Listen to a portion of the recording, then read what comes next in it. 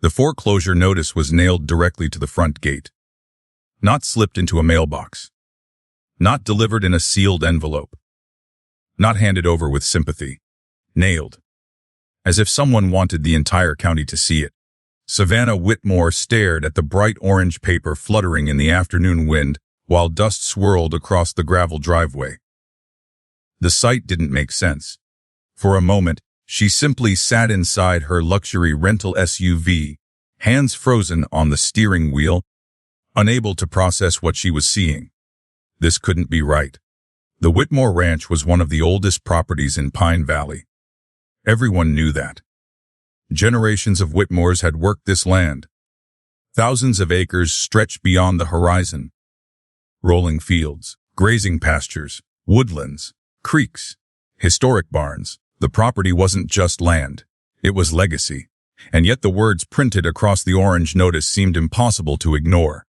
Final Farallo Sution. Her stomach tightened. The afternoon sun hung low over the valley, casting golden light across fields that looked both beautiful and strangely abandoned. Savannah hadn't been back in nearly 4 years. 4 years. Long enough for everything to change. Long enough for home to become unfamiliar. Long enough for guilt to grow roots. She took a slow breath before opening the vehicle door. The familiar scent of earth immediately filled her lungs. Fresh grass. Dust livestock. The smell of home. A smell she had spent years convincing herself she didn't miss. The gravel crunched beneath her expensive heels as she walked toward the gate. The foreclosure notice snapped violently in the breeze. She reached out and pulled it free. The paper felt heavier than it should have. The amount listed near the bottom made her heart nearly stop. Several $1,000,000. Past due. Her father had never mentioned numbers anywhere close to that. Not once. Her hands trembled. This wasn't a late payment. This wasn't a temporary setback. This was disaster. The ranch wasn't struggling. The ranch was dying. Welcome home. The voice startled her. Savannah turned. Her father stood near the porch. Thomas Whitmore looked 20 years older than the man she remembered. The realization hit her harder than the foreclosure notice. His shoulders seemed smaller. His posture weaker. His gray hair nearly white. Deep lines marked his face. For a terrifying moment, she wondered whether she had made a mistake waiting so long to come home. Dad. Her voice cracked. He smiled. A tired smile. The kind people wear when they're trying not to let others see how exhausted they are. Good to see you, sweetheart. The distance between them suddenly felt enormous. 4 years. 4 birthdays.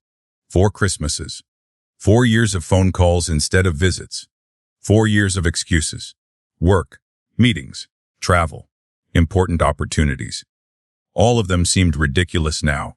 She crossed the driveway quickly and wrapped her arms around him. For a second he hesitated. Then he hugged her tightly. She felt how thin he had become. That frightened her. When they finally separated, neither mentioned it. Neither mentioned the tears forming in their eyes. Neither mentioned the foreclosure notice still clenched in her hand, but both were thinking about it. She held up the paper. What is this? Thomas looked away. That told her everything. Her chest tightened. Dad. His silence lasted several seconds. Finally, he sighed. It's exactly what it looks like. The answer hit like a punch. No. I'm sorry. No. She shook her head. No, that's not possible. I wish you were right. How bad is it? He didn't answer immediately. The pause terrified her. Then he said quietly, worse than you think. The wind swept across the valley. Somewhere in the distance, cattle moved through a pasture. Everything looked peaceful. Everything looked normal. And yet the world beneath her feet felt as though it were collapsing. Savannah followed her father inside. The farmhouse looked largely unchanged. The same wooden floors. The same family photographs. The same antique furniture. Yet something felt different. The house seemed quieter. Emptier. As if hope itself had moved out years ago. Thomas led her into the kitchen. Stacks of paperwork covered the table. Bills, Contracts, bank statements, legal documents. The sight alone made her pulse race. Her father lowered himself into a chair. For the first time, Savannah noticed how tired he truly looked. Not physically tired, defeated. There was a difference, and she hated seeing it. She sat across from him. When did this start? Thomas rubbed his forehead. A long time ago. How long? About 6 years. Savannah stared at him. 6 years. The problems had begun before she left. Before New York. Before her corporate career. Before everything. Why didn't you tell me? His eyes lifted. Because he already knew the answer. You wanted a different life. That doesn't mean. You worked hard to escape this place. I didn't escape. He gave her a look. A painful look. One that carried years of unspoken disappointment. Didn't you? The question hurt because it was true. When Savannah graduated college, she couldn't wait to leave. She wanted skyscrapers, opportunity, business, success. She wanted a life larger than Pine Valley, larger than farming, larger than dirt roads and tractors. And for years she had convinced herself she had made the right decision. Now she wasn't so sure. Thomas pushed a folder across the table. See for yourself. Savannah opened it. Her business background immediately recognized disaster, loan restructuring, debt consolidation, emergency financing, asset liquidation. Every page revealed another failed attempt to stop the bleeding. Her stomach sank lower with each document. The numbers painted a horrifying picture. The ranch wasn't suffering from one bad year. This was the result of years of accumulating damage.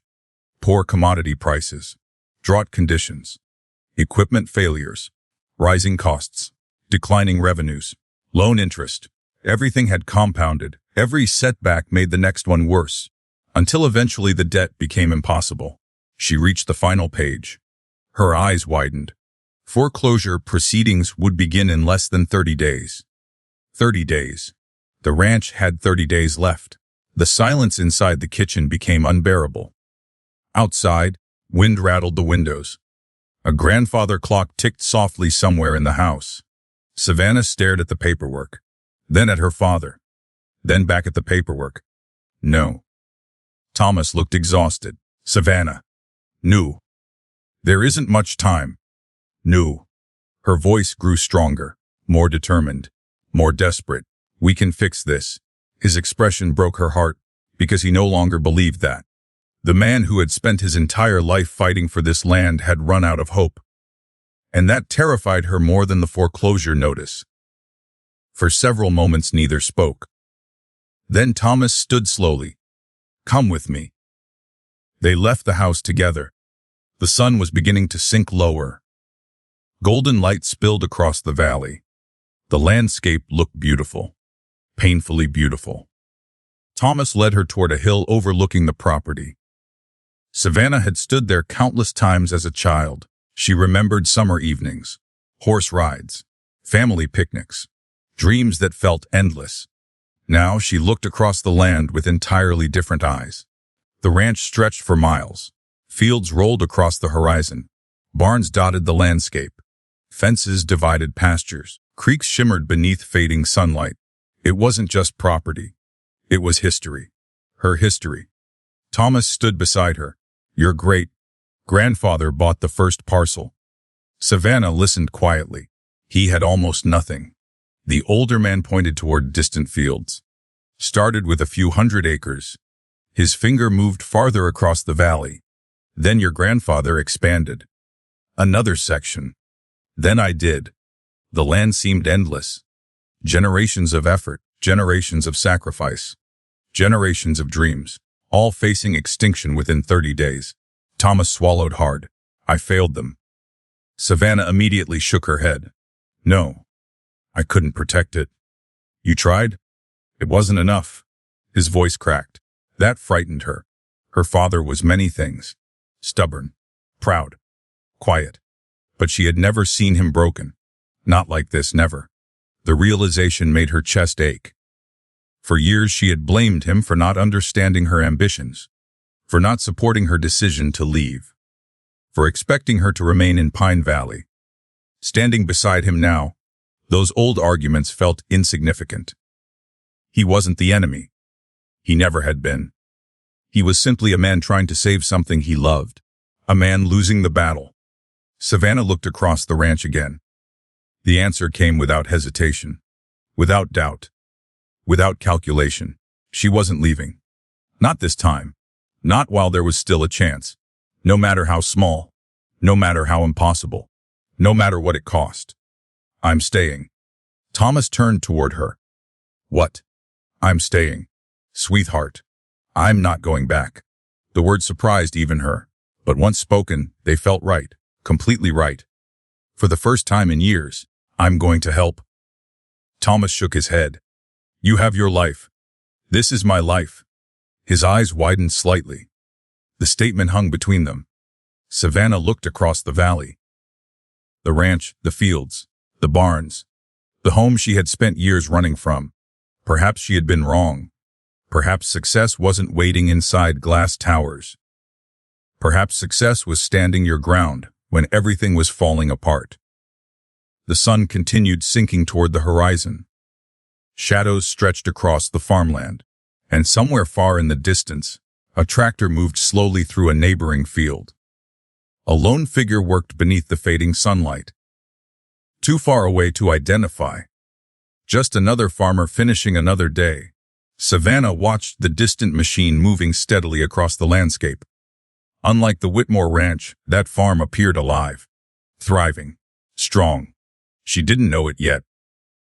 But the man driving that tractor would soon change everything. For now, however, none of that mattered. Only one thing mattered. 30 days. 30 days to save the Whitmore legacy. 30 days to stop foreclosure. 30 days before her family lost everything. As darkness slowly settled across Pine Valley, Savannah Whitmore made a silent promise to the land beneath her feet. She would fight. No matter the cost. No matter the odds. No matter how impossible the battle appeared. Because this wasn't just farmland. This was home. And she wasn't ready to lose it. Savannah Whitmore had forgotten how early farmers woke up. At 4:30 in the morning, she discovered that fact in the most unpleasant way possible. A loud engine roared somewhere outside her bedroom window.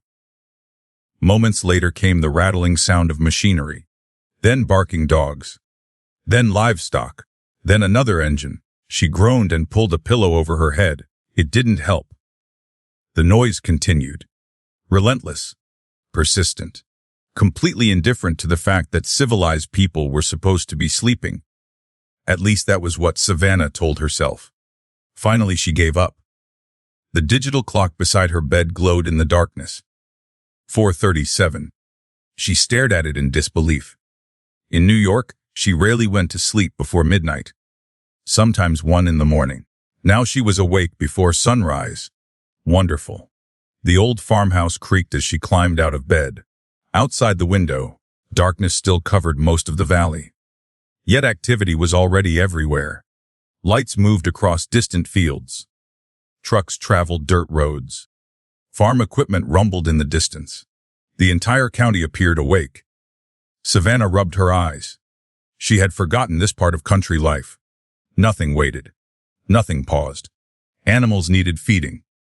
Fields needed tending. Work started when work needed to start, not when people felt ready. She dressed quickly and headed downstairs. The smell of coffee greeted her immediately. Her father sat at the kitchen table. Already dressed. Already awake. Already halfway through his morning. Couldn't sleep. Thomas asked. I was sleeping. He smiled. Not anymore. Savannah poured herself coffee. Strong coffee. Necessary coffee. The kind capable of resurrecting the dead. She took a sip. Then another. Finally, she felt slightly human. What time did you get up? 4. She nearly choked. 4. Thomas nodded. Normal around here.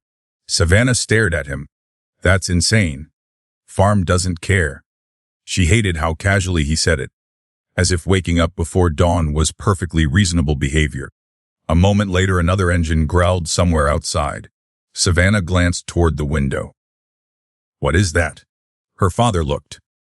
Oh, A slight smile appeared. That's probably Cole. Woo. The farmer next door. Thomas stood and moved toward the window. There he is. Savannah joined him. Across the valley, roughly half a mile away, a large tractor moved steadily through a field. Headlights cut through the remaining darkness. The machine looked enormous, efficient, purposeful. Even from this distance, she could tell the operation was well maintained. Unlike many areas of the Whitmore property. "Who's Cole?" she asked. Thomas watched the distant tractor. "Cole Bennett." Something in his tone suggested respect, the kind of respect earned over years. "He owns Bennett Farms." Savannah studied the neighboring property. Unlike the struggling Whitmore ranch, Bennett Farms looked healthy.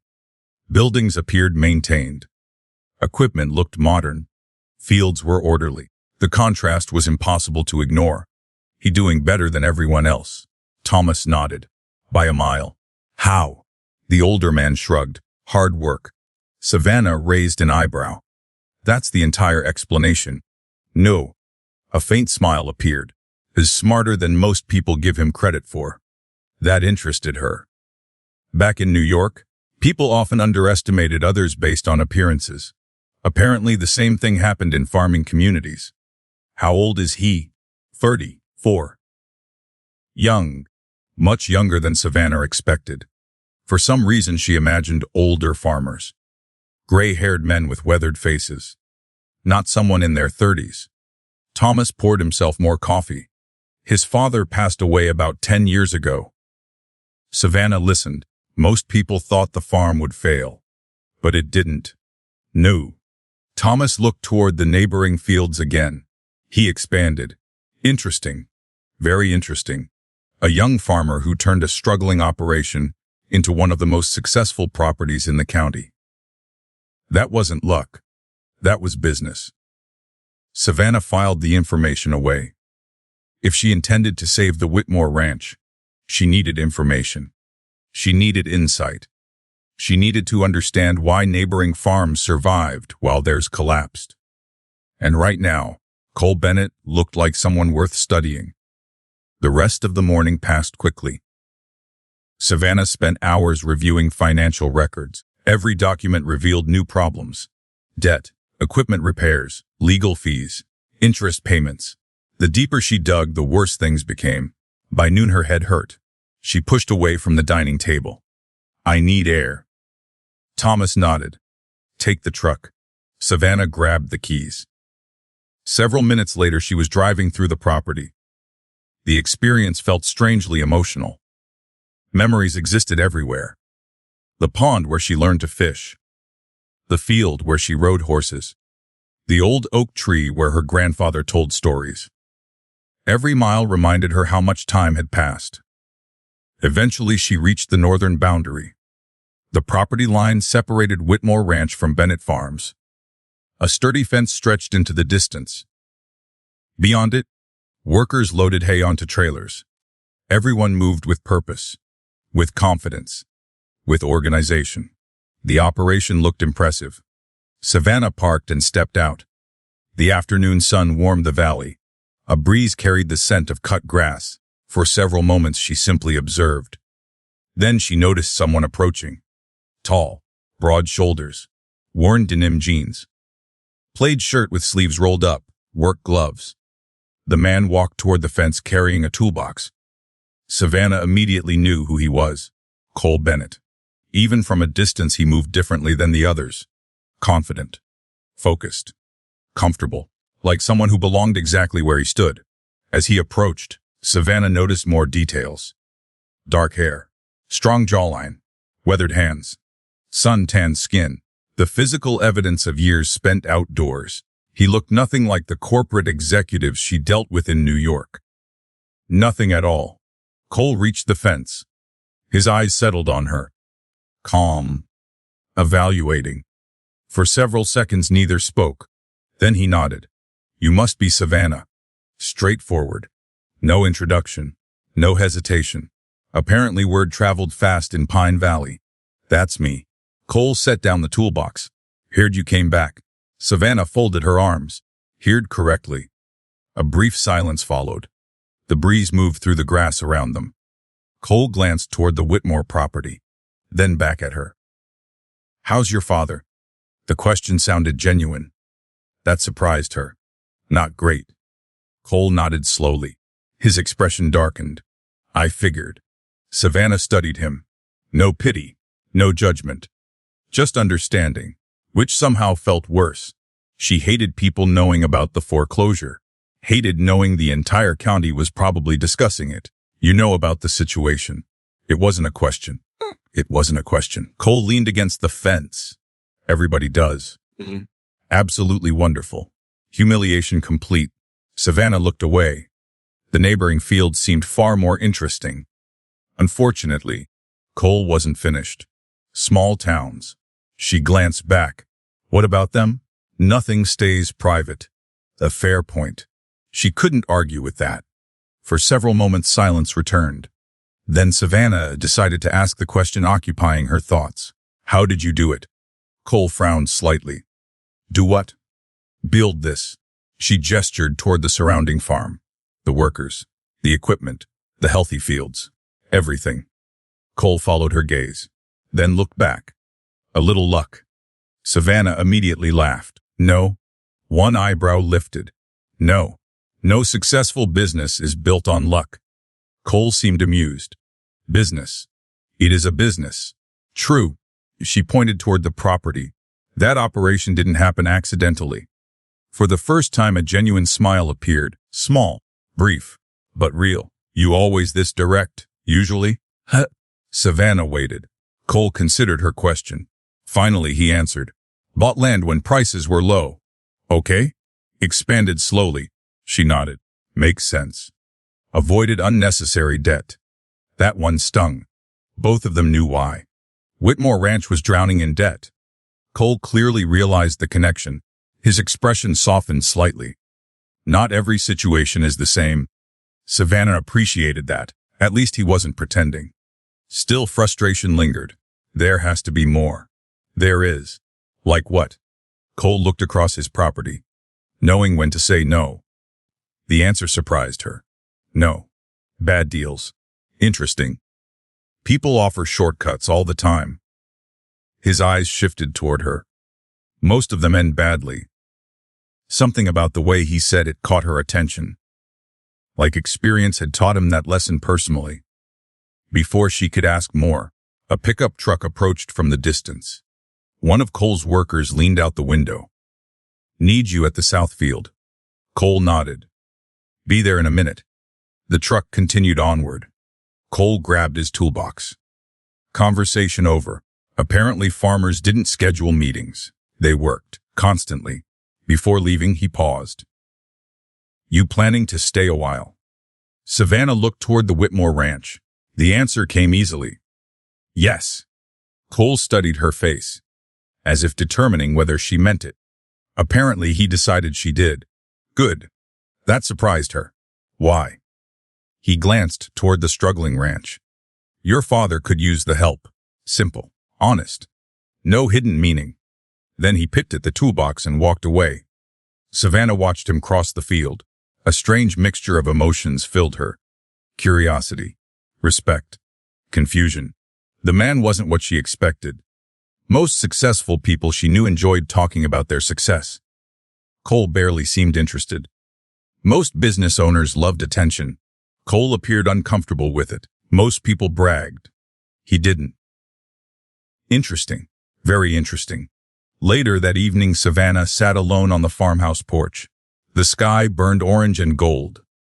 Sunset painted the valley with breathtaking colors. For the first time since arriving home, she felt something resembling hope. Tiny. Fragile. But present. Perhaps saving the ranch wasn't impossible. Perhaps there were solutions hidden somewhere inside the mountain of paperwork. Perhaps she simply hadn't found them yet. The screen door opened behind her. Thomas stepped onto the porch. "How was your day?" Savannah smiled slightly. "Educational." "Meaning?" "I met Cole Bennett." Her father's expression brightened. "What did you think?" Savannah considered the question. "He seems different." Thomas laughed softly. That's one way to describe him. You trust him? Absolutely. The answer came immediately, without hesitation. That alone carried weight. Thomas rarely trusted anyone, especially these days. Savannah leaned back in her chair. The valley stretched before them. Quiet, peaceful, beautiful. Yet beneath that beauty lay a ticking clock. 29 days remained. 29 days before foreclosure proceedings began. 29 days before generations of Whitmore history disappeared. The thought tightened her chest, but this time something felt different. For the first time since arriving home, she wasn't overwhelmed. She was focused, determined, ready. Somewhere across the valley, lights appeared on Bennett Farms. Cole was probably still working, while most people relaxed, while most people slept, while most people quit. The image stayed with her. A farmer who refused to stop. A man who built something successful while everyone expected him to fail. Savannah didn't realize it yet. But their paths were already moving toward each other. And before long, the fate of both farms would become impossible to separate. 3 days. 3 exhausting, frustrating, soul-crushing days. That was how long Savannah Whitmore spent buried beneath paperwork before she found it. Not a solution.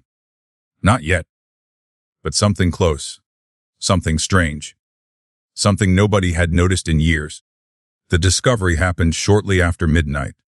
The farmhouse sat silent around her. Her father had gone to bed hours earlier. The only light in the kitchen came from a small lamp positioned beside stacks of documents. Coffee cups littered the table. Yellow sticky notes covered folders. Financial records were spread across nearly every available surface. Savannah rubbed her tired eyes. Her vision blurred from staring at contracts all day. Normal people would have quit. Normal people would have gone to sleep. Savannah wasn't feeling particularly normal anymore. The foreclosure deadline had consumed her thoughts. Every hour mattered. Every document mattered. Every possibility mattered. Which was why she continued reading. Page after page. Contract after contract. File after file. Then suddenly she froze. Her eyes returned to a paragraph she had almost skipped. Slowly she sat upright. Her exhaustion disappeared instantly. No way. The words escaped before she realized she had spoken. She grabbed the document and pulled it closer. Then she read the paragraph again. And again. And again. Her pulse accelerated. This wasn't part of the recent financial records. The document was old. Very old. Nearly 20 years old. A trust agreement established by her grandfather. She continued reading carefully. Every word mattered. Every sentence mattered. Every detail mattered. By the time she reached the final page, her hands were trembling. Not from fear. From possibility. For the first time since arriving home, she saw a crack in the wall surrounding them. A tiny opening. A chance. Savannah jumped from her chair. She immediately hurried upstairs. Dad. A no response. She knocked on his bedroom door. Dad. A still nothing. Finally she opened the door. Thomas sat upright instantly. Years of farm life apparently created very light sleepers. What happened? Savannah practically waved the document in front of him. You need to see this. Concern crossed his face. He followed her downstairs. Minutes later they sat at the kitchen table. Savannah pushed the trust agreement toward him. Read section 12. Thomas adjusted his glasses. Then he began reading. Several moments passed. His expression changed. Confusion. Then surprise. Then disbelief. Finally he looked up. I forgot about this. Savannah leaned forward. You forgot? It was created by your grandfather. Thomas shook his head. He was worried about developers. Interesting. Very interesting. Savannah pointed toward the document. Then you understand what this means. The older man stared at the page. I don't know. Les, you do. Hope entered her voice. Actual hope. The first genuine hope either of them had felt in weeks. The trust agreement contained an unusual protection clause. A powerful protection clause.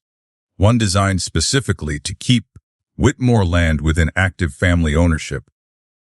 According to the document, portions of the property could receive temporary protection from foreclosure and forced sale under certain circumstances. The requirements were oddly specific. A married ownership unit, active agricultural operation, residency requirements, family succession protection. The language was complicated, legal, dense. But the meaning was clear. If certain conditions were met, the trust could trigger protections that might delay or even prevent portions of the foreclosure process. Not forever, but long enough to create options, long enough to fight, long enough to survive. Thomas looked unconvinced. That's a lot of ifs. Savannah nodded. I know. The bank won't just roll over. I know. The lawyers will challenge everything. I know. No. Thomas sighed. Then why are you smiling? Because she finally saw a path. Difficult, complicated, unlikely, but a path. Savannah pointed at one specific paragraph. The most important paragraph. The paragraph creating the biggest problem. Her father immediately noticed it, and his face fell. There it is. Savannah nodded. There it was. The catch. The condition capable of destroying the entire plan. The ownership protections only applied if the property remained under a married family unit actively managing agricultural operations. Married. The word seemed enormous. Savannah stared at it. Her father stared at it. Neither spoke. Finally, Thomas broke the silence. Well, Savannah sighed. Well, another silence. Then her father laughed. Not happy laughter. Tired laughter. The kind people use when reality becomes absurd. That's unfortunate. Understatement. You aren't married. No. Thomas rubbed his forehead. And you're definitely not getting married in the next few weeks. Savannah didn't answer. Her father noticed immediately. His eyes narrowed. Oh no. She looked away. Oh no. I know that look. What look? The look you get before doing something reckless. Savannah folded her arms. I don't do reckless things. Thomas laughed again. Your entire career started because you ignored common sense. A fair point. She hated when he had fair points. The older man leaned back. What are you thinking? Savannah remained silent, because the idea forming inside her head sounded ridiculous. Completely ridiculous. The kind of idea people laughed at. The kind of idea that belonged in movies. Not real life. Unfortunately, reality didn't seem interested in her opinion. The problem remained. The solution remained. And somewhere between them existed an impossible answer. Hours later, long after her father returned to bed, Savannah remained awake. The idea refused to leave. She walked outside. The valley slept beneath moonlight. Silver light covered fields and barns. Crickets chirped. A cool breeze moved across the grass. Normally the view calmed her. Tonight it didn't, because she couldn't stop thinking. Married ownership unit. Married ownership unit. Married ownership unit. The phrase repeated endlessly. Finally she laughed. The sound echoed softly through the darkness. This was insane. Absolutely insane. Yet every alternative looked worse. The bank wouldn't negotiate. Investors wouldn't move fast enough. Developers were already circling. Time was disappearing. Her options were disappearing. And that ridiculous idea remained. The next morning she drove into town. Pine Valley looked exactly as she remembered. Small stores. Local businesses. Friendly faces. The kind of place where everybody knew everybody. Normally that would have been comforting. Today it wasn't. Today she needed information. Specifically legal information, which led her directly to the office of Harold Jennings, the town attorney. 2 hours later, Savannah left with confirmation. The trust clause was legitimate. The protection mechanisms were legitimate. The requirements were legitimate. Everything was legitimate, including the marriage requirement, especially the marriage requirement. By the time she returned to the ranch, her ridiculous idea no longer felt ridiculous. It felt necessary, which was somehow worse. The problem now wasn't whether the plan could work. The problem was finding someone willing to participate, someone trustworthy, someone capable of helping operate the property, someone respected by the community, someone familiar with farming, someone willing to enter a temporary legal marriage, which sounded completely impossible, until she remembered a certain neighboring farmer. Savannah immediately hated where her thoughts were going. Absolutely hated it. Because the more she analyzed the situation, the more logical it became. Cole Bennett already understood farming. Cole already operated a successful agricultural business. Cole already knew the local legal landscape. Cole was trusted, respected, competent. The problem, she barely knew him. And proposing marriage to a man she barely knew sounded insane. Completely insane. Still, the idea refused to disappear. 2 days later, she finally drove toward Bennett Farms. Her stomach twisted the entire way. What exactly was she supposed to say? Hello, nice to see you again. Would you like to enter a temporary marriage agreement to save my family ranch? Perfect. Totally normal conversation. Nothing strange about that. She almost turned around 3 separate times. Almost. But desperation kept her moving forward. Eventually, she reached the main farmyard. Workers moved equipment nearby. Livestock occupied distant pastures. Activity surrounded her. The operation functioned like a well-oiled machine. Then she spotted Cole. He stood near a tractor speaking with 2 employees. Even from a distance, he looked busy, focused, occupied. Savannah suddenly felt ridiculous. This was a terrible idea. An absolutely terrible idea. She should leave. Immediately. Before embarrassing herself. Before humiliating herself. Before Cole noticed her. Too late. He excused himself from the conversation and walked toward her. Calm, confident, unhurried. Savannah's heart beat faster, which annoyed her. She wasn't nervous. At least she didn't want to be. Everything okay. Straight to the point. Typical. Savannah forced a smile. Maybe. Cole frowned slightly. That's not reassuring. Very fair. He studied her expression. Something must have looked unusual. Because concern replaced curiosity. What's wrong? Savannah took a deep breath. There was no elegant way to do this. No smooth introduction. No comfortable path. Only the truth. And the truth sounded insane. I need a favor. Cole folded his arms. What kind of favor? The breeze moved through the farmyard. Workers continued moving equipment in the background. A dog barked somewhere nearby. Everything seemed normal, which made the next words even stranger. Savannah looked directly at him. Then she said it. I need you to marry me. Silence. Complete silence. The world itself appeared to stop. A nearby worker dropped something. Metal clanged against concrete. Neither Savannah nor Cole reacted, because both remained frozen. Cole blinked once, then twice, as if checking whether he heard correctly. Finally he spoke, slowly, carefully. What?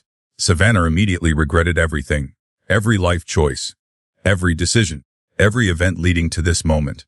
Still, there was no turning back now. So she repeated herself. I need you to marry me. The silence somehow became worse. Much worse. Cole stared at her, his expression completely unreadable. Then he looked around, as if searching for hidden cameras, or witnesses, or evidence that this conversation wasn't actually happening. When he found none, his attention returned to Savannah. You serious? Yes. Cole continued staring. Several very uncomfortable seconds passed. Then he laughed. A single short laugh. Not because he found it funny. Because it was unbelievable. Savannah couldn't blame him. She would have reacted the same way. Unfortunately, she wasn't joking. And judging by the look on his face, Cole was about to discover that. The impossible offer had been made. Now came the difficult part. Explaining why. Cole Bennett stared at Savannah Whitmore for a full 10 seconds. Then another 10. Then another. Long enough for the silence to become painful. Long enough for Savannah to seriously consider climbing back into her truck and driving directly to another state. Any state. She wasn't picky. Anywhere far away from this conversation. Finally Cole spoke. You hit your head recently. Savannah closed her eyes. Please be serious. I am serious. He folded his arms. You walked onto my farm and proposed marriage. When you say it like that, how else am I supposed to say it? A fair point. Unfortunately. Cole shook his head slowly. The expression on his face suggested he still believed this entire conversation might be a practical joke. I need context. You'll get context. Good. His eyes narrowed slightly. Because right now this sounds insane. Savannah sighed. I know. Nope. Cole pointed toward her. You don't understand. He pointed toward himself. I'm a farmer. Then pointed toward her. You're a corporate executive. He lowered his hand. We've had exactly 2 conversations. Savannah rubbed her forehead. I know. And your solution to whatever problem you're having is marriage. Temporary marriage. Cole stared. That somehow makes it worse. Several workers nearby were beginning to notice something unusual was happening. Savannah immediately spotted curious glances. Wonderful. Exactly what she needed. An audience. Can we talk somewhere private? Cole looked around, then nodded. Office. 5 minutes later, they sat across from each other inside a modest farm office. The room reflected its owner. Practical. Organized. Simple. Maps covered one wall. Agricultural reports covered another. Everything had a purpose. Nothing existed purely for appearance. Cole sat behind a desk. Savannah sat opposite him. The situation somehow felt even more ridiculous indoors. Cole leaned back. Start talking. Savannah took a deep breath. Then she explained everything. The trust agreement. The foreclosure. The protection clause. The marriage requirement. The legal research. The timeline. The desperation. Everything. She spoke for nearly 20 minutes. Cole interrupted only occasionally, asking questions, clarifying details, requesting explanations. When she finally finished, silence returned. Cole stared at the desk, thinking, processing, analyzing. Eventually he looked up. The trust is real. Wes, you verified it. Multiple times. The protection clause actually works, according to the attorney. Cole leaned back again. His expression remained unreadable. Savannah hated unreadable expressions, especially right now. Finally he exhaled. Still insane. She expected that. Probably. Definitely. Okay. Cole studied her. What happens after? What do you mean? The marriage. Savannah already knew the answer. We fulfill the requirements. And then? We get divorced. The word sounded strange. Cold. Clinical. Businesslike. Exactly how she intended it. Cole nodded slowly. So basically a contract. Essentially. His gaze drifted toward the window. Savannah waited. Seconds passed, then minutes. The longer he remained silent, the more nervous she became. Finally he stood. No. The answer hit immediately, direct, simple, final. Savannah blinked. No. No. That's it. Cole laughed. What were you expecting? I don't know. Then let me help. He pointed toward the door. This is a terrible idea. Savannah stood. Why? That seemed to surprise him. Why? Yes. Cole stared. Asking why doesn't make it less terrible. Humor me. The farmer crossed his arms. Fine. He began counting on his fingers. Fake marriage. 1 finger. Potential legal complications. 2nd finger. Small town gossip. 3rd finger. Personal complications. 4th finger. Future complications. 5th finger. Emotional complications. 6th finger. He lowered his hand. Need more. Savannah frowned. That's not a real answer. It absolutely is. No. She stepped forward. It's an excuse. His eyes narrowed slightly. Interesting. Apparently that struck a nerve. Cole looked away. For a moment she saw something hidden beneath his calm exterior. Something cautious. Guarded. Something personal. Then it disappeared. I said no. Conversation over. At least for him. Savannah left disappointed, frustrated, embarrassed. The drive back to Whitmore Ranch felt longer than usual. Every mile deepened her frustration, because logically Cole's refusal made sense. Perfect sense. No rational person would accept her proposal. No rational person should accept it. Still, the foreclosure deadline remained. The problem remained, and her options were rapidly disappearing. By sunset, she sat on the farmhouse porch staring across the valley. The distant lights of Bennett Farms glowed against the fading sky. Somewhere over there, Cole Bennett had dismissed the only plan she possessed. Thomas stepped outside carrying 2 cups of coffee. He handed one to her. "How'd it go?" Savannah accepted the cup. "Poorly. Very poorly." He said no. Her father wasn't surprised. "Can't blame him." "Thanks." Thomas sat beside her. "What exactly did you say?" "I proposed marriage." The older man nearly choked on his coffee. Savannah smiled despite herself. Apparently hearing the story sounded just as ridiculous as living it. Several moments later, Thomas recovered. "You actually did it." "Yes." "Whoa. Helpful." "I'm trying." The older man looked toward the valley. What was his reaction? Savannah laughed softly. "He thought I'd lost my mind." Thomas nodded. Reasonable. Even she couldn't argue with that. The conversation drifted elsewhere. But later that night, long after everyone went to bed, Savannah couldn't sleep. The rejection bothered her more than expected. Not because of personal feelings. At least that was what she told herself. It bothered her because she genuinely believed the plan could work.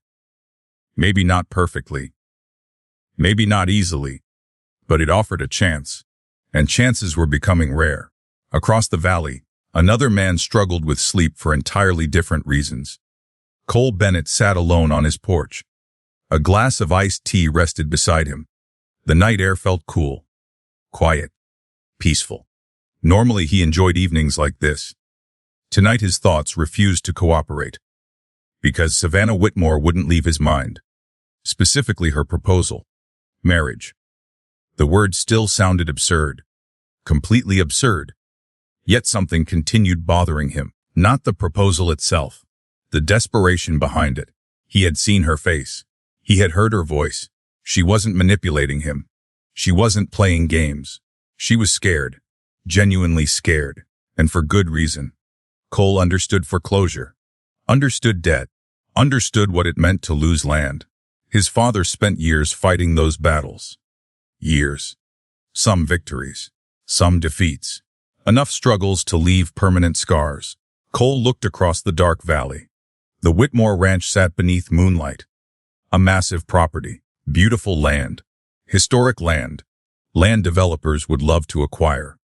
That thought triggered another irritation. The developers. Lately they had become increasingly aggressive. Buying farms. Acquiring acreage. Expanding influence. Every month another family sold. Every month another property disappeared. And every time it happened, the valley changed a little more. Not for the better. Cole hated it. He hated watching farmland become luxury housing. Hated watching families leave. Hated watching communities disappear. The Whitmore Ranch represented one of the largest remaining properties in the county. If it fell, everything would change. Again. The thought lingered. The next morning, Cole attended a regional agricultural meeting.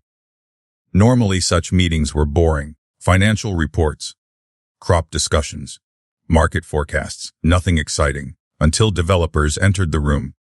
3 men, expensive suits, expensive watches, expensive smiles. Cole recognized them immediately. Representatives from Hawthorne Development Group, the company purchasing land throughout the region. The same company that recently acquired 3 neighboring farms. The same company many locals distrusted. Cole watched them carefully. One executive spoke with county officials. Another chatted with business leaders. The third reviewed property maps. Then something caught Cole's attention. The maps, specifically one highlighted section. His stomach tightened, because the highlighted property looked familiar. Very familiar. Whitmore Ranch, the entire property, outlined, marked, targeted. Cole's expression darkened. The executive noticed. Their eyes met briefly. The suited man smiled, a confident smile, the kind people wore when they believed victory was inevitable. Cole suddenly understood something important. The developers weren't waiting for Whitmore Ranch to fail. They were expecting it, planning for it, counting on it. The realization followed him all day, through meetings, through field inspections, through paperwork. By evening, he still couldn't shake it. Eventually, he drove toward the northern edge of his property, the section bordering Whitmore Ranch. The sun dipped low across the horizon. Golden light covered the valley. Cole stopped his truck near the fence line. Then he spotted movement. Savannah. She stood alone in a field examining damaged fencing. Probably another item on the endless list of ranch problems. For several moments, he considered leaving, continuing home, ignoring the situation. Instead, he climbed out. Savannah noticed him approaching. A faint smile appeared. Back to reject me again? Cole almost smiled. Almost. Still a terrible idea. There it is. The truth. The speech. She returned her attention to the fence. The playful exchange felt unexpectedly comfortable, which annoyed him, because comfortable made things complicated. Cole leaned against a fence post. For several moments neither spoke. Then he asked, "How bad is it really?" Savannah's smile disappeared. The answer came quietly. "Worse than I admitted." Cole nodded. He already suspected that. The ranch won't survive. No. Honesty. Direct honesty. No excuses. No pretending. Just reality. The wind moved through the grass. Somewhere cattle grazed peacefully. The valley looked beautiful, unaware of the battles surrounding it. Finally, Savannah spoke. "I know you said no." Cole remained silent. "I understand why." Still silent. "But if you have a better idea, I'd love to hear it." That hurt. Because he didn't. Not really. And they both knew it. The farmer looked across the property. The land. The history. The future hanging by a thread. Then he remembered the developer maps. The highlighted boundaries. The confident smiles. The assumption that Whitmore Ranch would soon belong to them. Something about that bothered him. A lot. More than it should. Several long seconds passed. Then another. Then another. Savannah waited patiently. Not pushing. Not arguing. Simply waiting. Finally Cole exhaled. Slowly. Reluctantly. Like a man stepping toward a cliff. "I didn't say yes." Hope immediately appeared in her eyes. Dangerous hope. The kind that changed everything. "But." Cole rubbed the back of his neck. "But maybe I should hear the full plan." The smile that appeared on Savannah's face caught him completely off guard. Bright. Genuine. Hopeful. And suddenly he realized something. He might already be in much deeper than he intended. The rumors began before breakfast. Savannah discovered that fact at exactly 7:23 in the morning. Her phone rang. Then rang again. Then again. By the fourth call she finally answered. "Hello." "Savannah." She immediately recognized the voice. Her cousin Emily, the family member most likely to know every piece of gossip within a 100-mile radius. Which meant this call probably wasn't good news. "What's wrong?" A pause. Then, "Please tell me you didn't propose to Cole Bennett." Savannah closed her eyes. Wonderful. Absolutely wonderful. She hadn't even finished her coffee. "How do you know about that?" Emily laughed. Not a comforting laugh. A knowing laugh.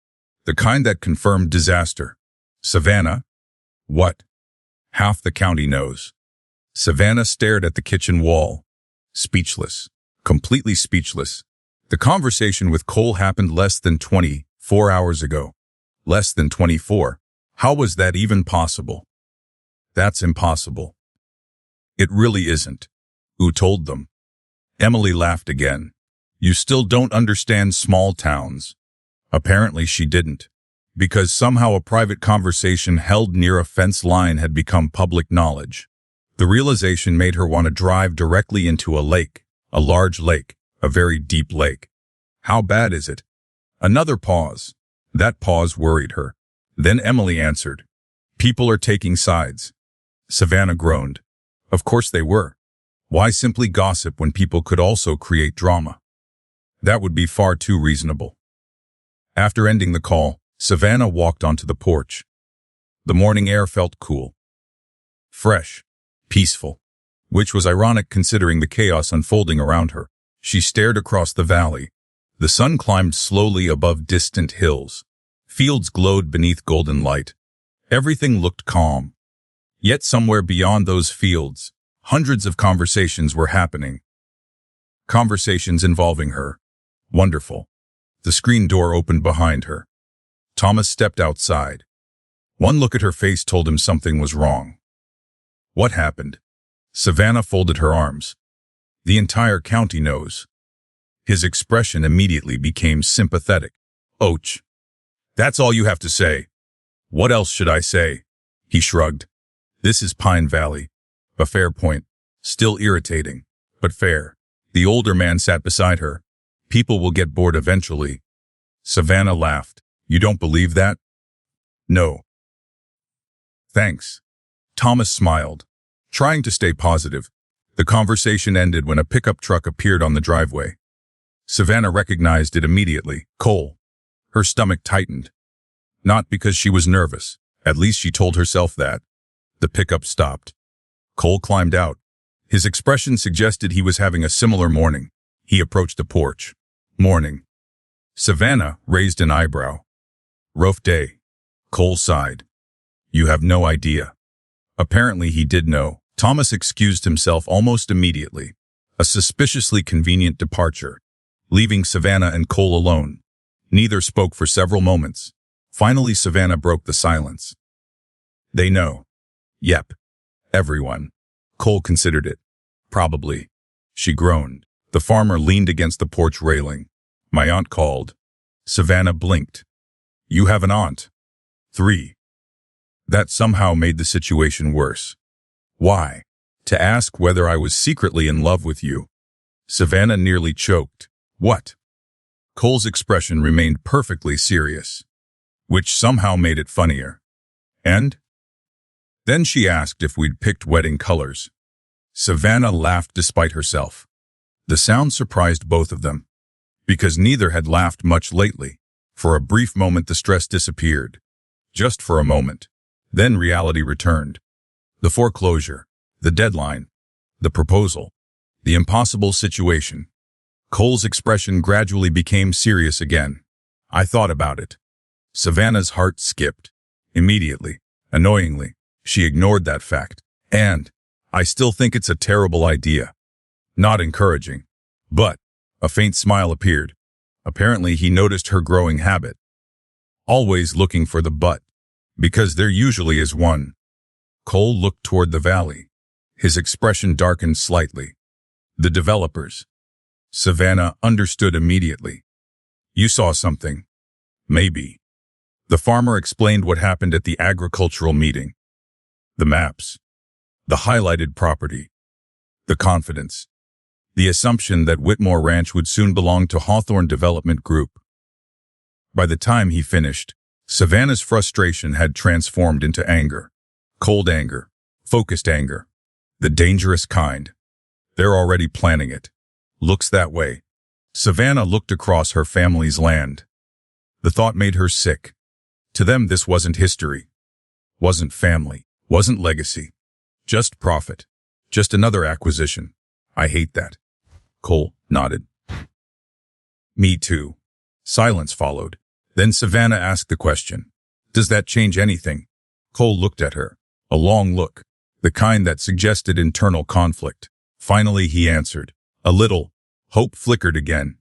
Tiny, fragile, but present. Before either could continue, another vehicle appeared. This one moved much faster. A shiny luxury SUV. Definitely not local. Definitely expensive. Definitely out of place. Savannah immediately recognized it. And wished she hadn't. Oh no. Cole followed her gaze. The SUV stopped near the farmhouse. The driver emerged. Tall, expensive suit, perfect hair, polished smile. Everything about him screamed city. Everything about him screamed money. Everything about him screamed New York.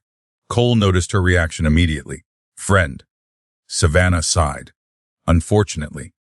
The man spotted her. His smile widened. Then he started walking toward them. Confident. Comfortable. Like someone who assumed he belonged everywhere. Savannah hated that confidence, especially because it used to impress her. Years ago. Not anymore. Savannah. The man spread his arms. She didn't move.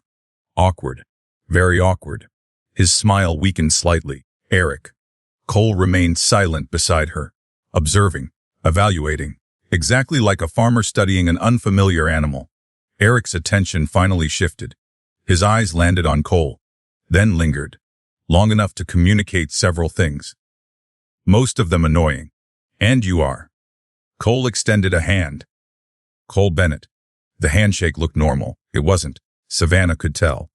Both men smiled. Neither meant it. The world's oldest male tradition.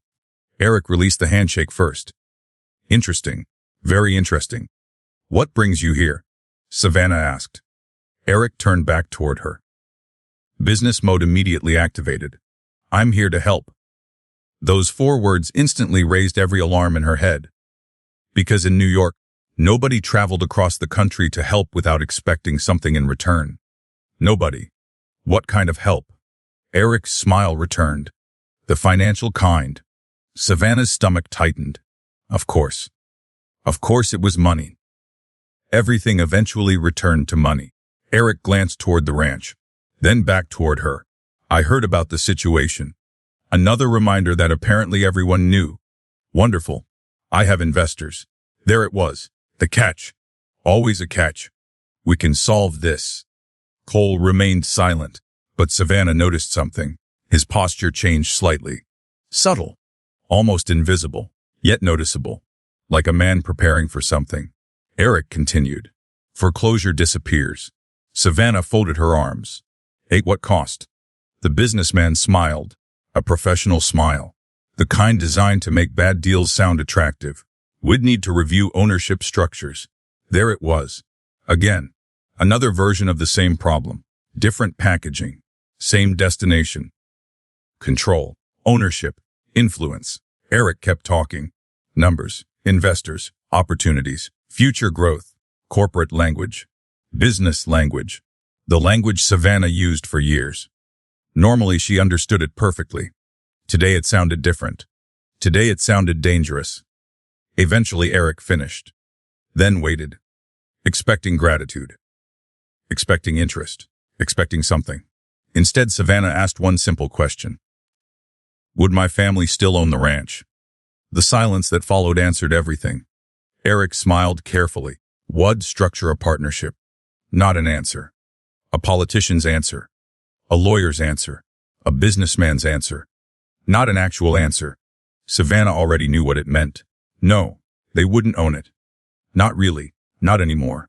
Eric watched her carefully, then glanced toward Cole. Something about the look bothered Savannah. Like he had already decided what kind of man Cole was. Without knowing him. Without understanding him. A mistake many people made. Including Savannah. At least initially. The businessman checked his watch. I'll be in town for a few days. His smile returned. Think about it. Then he left. The luxury SUV disappeared down the driveway. Silence returned. Finally Cole spoke. Ex-boyfriend. Savannah sighed. Former fiancé. The Cole blinked. That got his attention. Seriously? Seriously. The farmer stared toward the road. Processing. Evaluating. Thinking. Eventually he laughed softly. What? He looked at her. You certainly know how to complicate situations. Savannah laughed despite herself. Trust me. Cole's smile faded. His attention shifted toward the ranch. The fields. The land. The future. Then toward the road where Eric had disappeared. Something changed in his expression. Something subtle. But important. The uncertainty remained. The hesitation remained. The doubts remained. Yet another emotion had joined them. Protectiveness. Not toward Savannah. Not yet. Toward the valley. Toward the farms. Toward everything people like Eric represented a threat to. And for the first time since the impossible proposal, Savannah sensed something shifting. Slowly. Reluctantly. Almost against his own will. Cole Bennett was beginning to move from opposition toward consideration. Which meant the impossible idea might not be impossible much longer. and neither of them yet understood how dramatically that decision would change their lives. Cole Bennett agreed to one condition. Just one. He wasn't agreeing to marriage. He wasn't agreeing to the plan. He wasn't agreeing to anything. Not yet. But before making a final decision, he wanted Savannah to understand exactly what she was trying to save. That conversation happened 3 days after Eric's visit, and it began at 4:15 in the morning.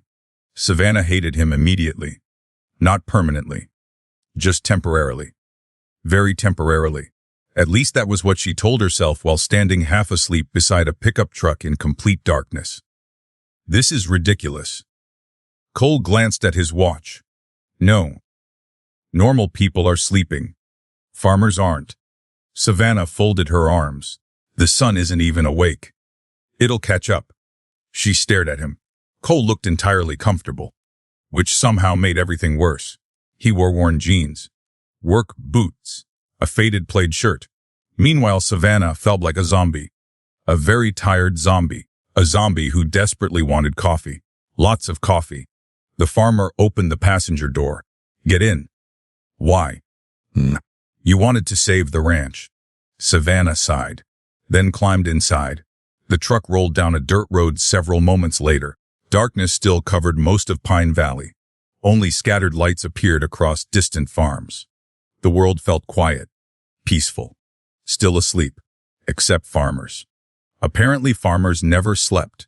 The truck bounced slightly over uneven ground. Savannah stared through the windshield. So what's the plan? Cole kept his eyes on the road. The real plan. Which is? You learn? Oh, she frowned. Learn what? Everything. Not a reassuring answer. The truck eventually stopped near a livestock pasture. Hundreds of cattle occupied the field. Even before sunrise, activity had already begun. Workers moved equipment. Feed trucks arrived. Animals shifted through fenced sections. The operation looked enormous. Cole climbed out. Savannah followed. The cool morning air immediately hit her face. A sharp contrast to city life. No traffic, no sirens, no skyscrapers. Just open land stretching toward the horizon. Beautiful and intimidating. What am I looking at? Cole pointed toward the cattle. Money. Savannah blinked. Those are cows. Exactly. The answer made perfect sense to him. Far less sense to her. Cole began walking. She followed. Every animal costs money. He pointed toward the herd. Feed. Another point. Veterinary care. Another. Transportation. Another. Labor.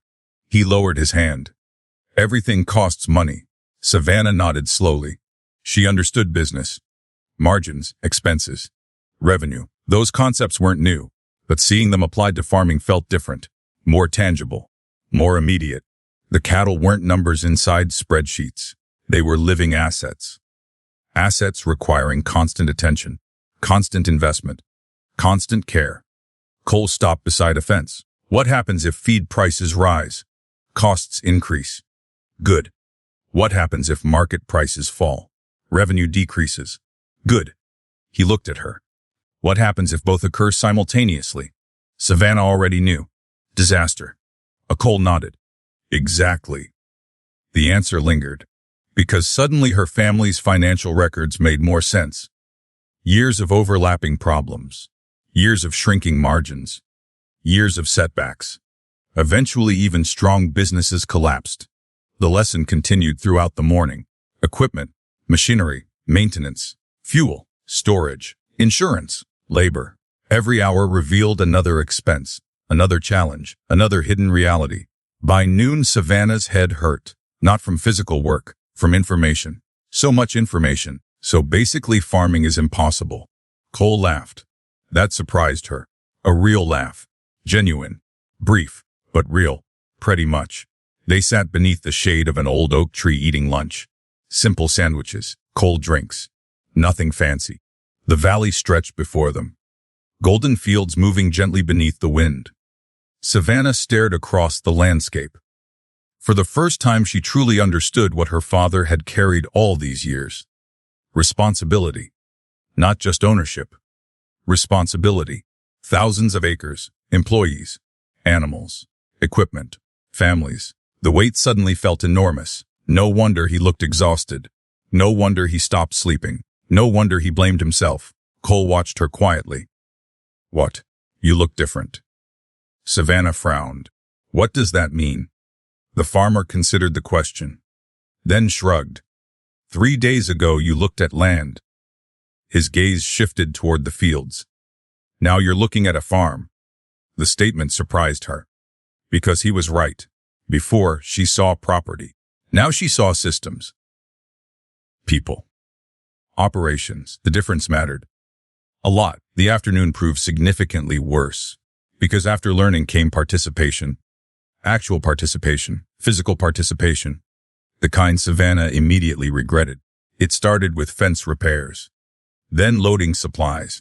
Then moving feed. Then cleaning equipment. By 3 o'clock she was exhausted. By 4 o'clock she was miserable. By 5 o'clock she questioned every decision leading to this moment. Cole appeared completely unaffected. Naturally, the man seemed built from steel and stubbornness. Meanwhile, Savannah felt like she might collapse. She sat on the tailgate of a truck drinking water. Lots of water. An unhealthy amount of water. Cole approached carrying tools. Tired. Savannah glared at him. He smiled. Actually smiled. The sight caught her completely off guard. Because smiling transformed him. Made him look younger. Less guarded. More human. The realization annoyed her slightly. You're enjoying this? A little? I can tell. Cole sat beside her. For several moments neither spoke. The comfortable silence felt unexpected, strange, yet pleasant. Eventually Savannah broke it. Why are you helping me? The farmer looked toward the horizon. Because your father matters. Simple answer, honest answer, but incomplete. She could tell. That's not all. Cole remained quiet. Then sighed. No. What else? His gaze drifted across the valley. Toward distant properties. Distant farms. Distant futures. I watched too many people lose everything. The answer carried weight. More weight than usual. Savannah listened carefully. My father almost lost this place. The words came quietly. Without drama. Without self-pity. Just truth. There were years we barely survived. Interesting. She never knew. Most people only saw successful farms. Not the battles behind them. Not the sacrifices. Not the close calls. Cole continued. Every time another farm disappears, the valley changes. His expression hardened slightly. And not for the better. Savannah understood. At least partly. Maybe more than partly. Because she was beginning to see what made Pine Valley special. Community. History. Connection. Things difficult to measure. Impossible to replace. A pickup truck approached from the distance. One of Cole's employees stepped out. Urgent expression. Immediately concerning. Problem? Cole stood. What happened? The employee pointed toward the southern pasture. Cattle got through the fence. The farmer muttered something beneath his breath. Not particularly positive. Then he started moving. Fast. Very fast. Savannah followed automatically. Within minutes they reached the damaged section. Several animals wandered beyond the boundary. Nothing catastrophic. Yet. But if they reached the road, problems escalate quickly. Workers spread out immediately. Coordinated. Efficient. Experienced. Savannah watched them operate. Then realized something. Nobody panicked. Nobody shouted. Nobody blamed anyone. They simply solved the problem. Together. Cole moved through the situation like someone who had done this 100 times, probably because he had. Directing workers, managing movement, closing gaps, making decisions. The chaos gradually disappeared. Order returned. Problem solved. The entire event lasted less than 40 minutes. Afterward, Savannah stood beside the repaired fence, breathing hard, dirty, sweaty, exhausted. Cole approached. Still want to save the ranch. She looked at him, then at the repaired fence, then at the cattle, then at the endless fields beyond. The answer came immediately, more than ever. For a moment something passed between them. Understanding. Respect. Recognition, not romance. Not yet. Something quieter. Stronger. The foundation beneath those things. Mutual respect. And neither missed it. As sunset approached, they returned toward the main farm. The sky exploded with shades of orange and gold. The valley looked breathtaking. Almost unreal. Savannah stood beside the truck, watching the light spread across the fields. Beautiful. Cole followed her gaze. The simple agreement carried surprising warmth. Several moments passed. Then Savannah spoke. Do you still think it's a terrible idea? Cole knew exactly what she meant. The marriage. The plan. The impossible solution. He remained silent longer than necessary, because the answer had changed. Not completely, but enough. Finally, he looked at her. It's still a terrible idea. Savannah rolled her eyes. There it is again. Cole smiled slightly, but her face brightened instantly. The reaction nearly made him laugh. But he pointed toward the valley. I understand why you're fighting. The statement mattered more than she expected. Much more. Because for the first time, someone else understood. Not the numbers. Not the legal situation. The reason. The heart behind it. The need to protect something worth saving. As darkness settled across Pine Valley, both walked away carrying something new.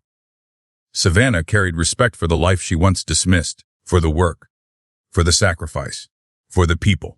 Cole carried something equally dangerous, admiration, because despite the exhaustion, despite the mistakes, despite her city background, despite everything, Savannah Whitmore hadn't quit, and in his experience, people who refused to quit were very difficult to ignore, especially when they were fighting for the same thing he was. The valley, the land, and a future worth protecting. The first sign of trouble appeared on a Monday morning. A row of black luxury SUVs rolled into Pine Valley. Not one, not two, five. 5 identical vehicles moving slowly through town like a parade nobody wanted. People noticed immediately. In Pine Valley, people noticed everything. Store owners stepped outside. Farmers paused conversations. Customers stopped walking. Everyone watched. Because everyone knew exactly who those vehicles belonged to. Hawthorne Development Group, the company buying farmland throughout the region. The company most locals distrusted. The company waiting patiently for struggling properties to fail, including Whitmore Ranch, especially Whitmore Ranch. By noon, the entire county was talking. By evening, the developers had scheduled a public presentation, and by sunset, Pine Valley felt different, tense, uneasy, watching, waiting. Savannah first heard about the meeting from her cousin Emily, then from 3 employees, then from a cashier, then from a random stranger at a gas station. Apparently, avoiding the news was impossible. She stood beside her truck outside a supply store when her phone rang. Cole. That alone was unusual. He rarely called. Almost never. What's happening? No greeting, no introduction. Straight to business. Cole sighed. Town hall. Tonight. 6 o'clock. Savannah already knew. The developers. WEP. His voice sounded irritated, not angry. Worse. Concerned? What are they planning? A brief pause followed. Then, probably nothing good. That answer stayed with her all afternoon. By 6 o'clock, the town hall building was packed. Every seat occupied. Every wall lined with standing residents. Farmers, business owners, retirees, families. Nearly everyone in Pine Valley seemed present. The atmosphere felt tense, not openly hostile. Not yet, but definitely cautious. Savannah arrived with her father. The moment they entered, conversations shifted. Eyes followed them. Not judgmental, curious. Everyone knew about the foreclosure. Everyone knew about the rumors. Everyone knew about her and Cole. The entire county apparently operated as one giant information network. Wonderful. She spotted Cole near the back. He nodded once. She nodded back. No words necessary. A few minutes later, the meeting began. A tall man in an expensive suit stepped onto the stage. Confident smile. Perfect posture. Professional charm. Everything about him screamed corporate executive. Savannah recognized the type instantly. because she used to work with people exactly like him. The man adjusted the microphone. "Good evening, everyone." His voice filled the room. "My name is Richard Hawthorne." Murmurs immediately spread. Founder of Hawthorne Development Group. The man himself. Interesting. Very interesting. Richard smiled warmly. Or attempted to. Savannah noticed something important. The smile never reached his eyes. Not once. She had seen that before. A lot. "First, I'd like to thank the community for welcoming us." Nobody responded. Awkward. Very awkward. Richard continued anyway. "Our company sees tremendous opportunity in Pine Valley." The room became noticeably colder. Opportunity. Corporate people loved that word. Communities usually didn't. Richard clicked a remote. A presentation appeared behind him. Photos, renderings, development plans, luxury housing, retail centers, commercial spaces. The room grew quieter with every slide. Not impressed. Concerned. The difference mattered. Richard continued describing growth, economic expansion, investment, progress. All the usual promises. Savannah listened carefully. The presentation wasn't designed for local families. It was designed for investors. That alone revealed everything. Then came the slide that changed the room. A map, large, detailed, color-coded, highlighted properties. Savannah's stomach tightened immediately, because she recognized one section. Whitmore Ranch. Outlined, marked, targeted. The entire room noticed. The silence became absolute. Richard kept talking. A's properties become available. There it was. Become available. Not if, when. The assumption irritated Savannah instantly. She wasn't alone. Around the room, expressions darkened. Farmers exchanged looks. Families shifted uncomfortably. Nobody liked what they were hearing. Then someone stood. An older farmer. Weathered face. Strong voice. "What if we don't want to sell?" The question landed heavily. Richard smiled. The same artificial smile. "That's entirely your choice." Technically true. Emotionally dishonest. The audience felt it immediately. The older farmer remained standing. "Sounds like you're waiting for people to fail." The room erupted with murmurs. Richard's smile tightened. Barely. But Savannah noticed. Not at all. A lie. At least partially. Savannah knew enough about acquisitions to recognize strategic positioning. Developers didn't accidentally map properties. They planned, prepared, calculated. The meeting continued. Questions became sharper. Answers became more careful. Tension increased. Then something unexpected happened. Richard's attention shifted toward the audience. Directly toward Savannah. Miss Whitmore. Every head turned. Wonderful. Exactly what she needed. Public attention. Richard maintained his polished smile. "I understand your family faces some challenges." The room became silent again. Savannah stood slowly. She recognized the tactic. Public pressure. Force a response. Control the narrative. She had seen executives use it countless times. Not today. Every farm faces challenges. Several people nodded. Good. Richard's smile flickered slightly. Of course. Then he continued. Our company remains interested in helping. There it was. Hupping, another corporate favorite. Savannah folded her arms. Helping who? The question landed harder than expected. The audience reacted immediately. Richard paused, only briefly, but long enough. Then came the answer. The community. Savannah almost laughed. Almost. Instead, she remained silent. The room did the talking for her. People weren't buying it. Not anymore. Richard sensed it. The meeting ended shortly afterward. Officially polite. Unofficially tense. Outside, small groups formed immediately. Conversations exploded across the parking lot. Opinions. Concerns. Speculation. Everyone had something to say. Savannah stepped outside. The evening air felt cool. Refreshing. Necessary. The meeting had been exhausting. Interesting. She turned. Cole stood nearby, hands in his pockets. Watching the crowd. That's one word for it. The farmer nodded. I have others. Savannah smiled slightly. Most probably aren't polite. New. They stood together near the edge of the parking lot, observing, listening, thinking. Finally, Savannah spoke. They already assume we're finished. Cole didn't answer immediately, because he knew she was right. They do. The admission hurt. Not because it surprised her, because it confirmed her fears. Across the parking lot, Richard Hawthorne emerged from the building. Several executives followed him. The group moved toward their vehicles.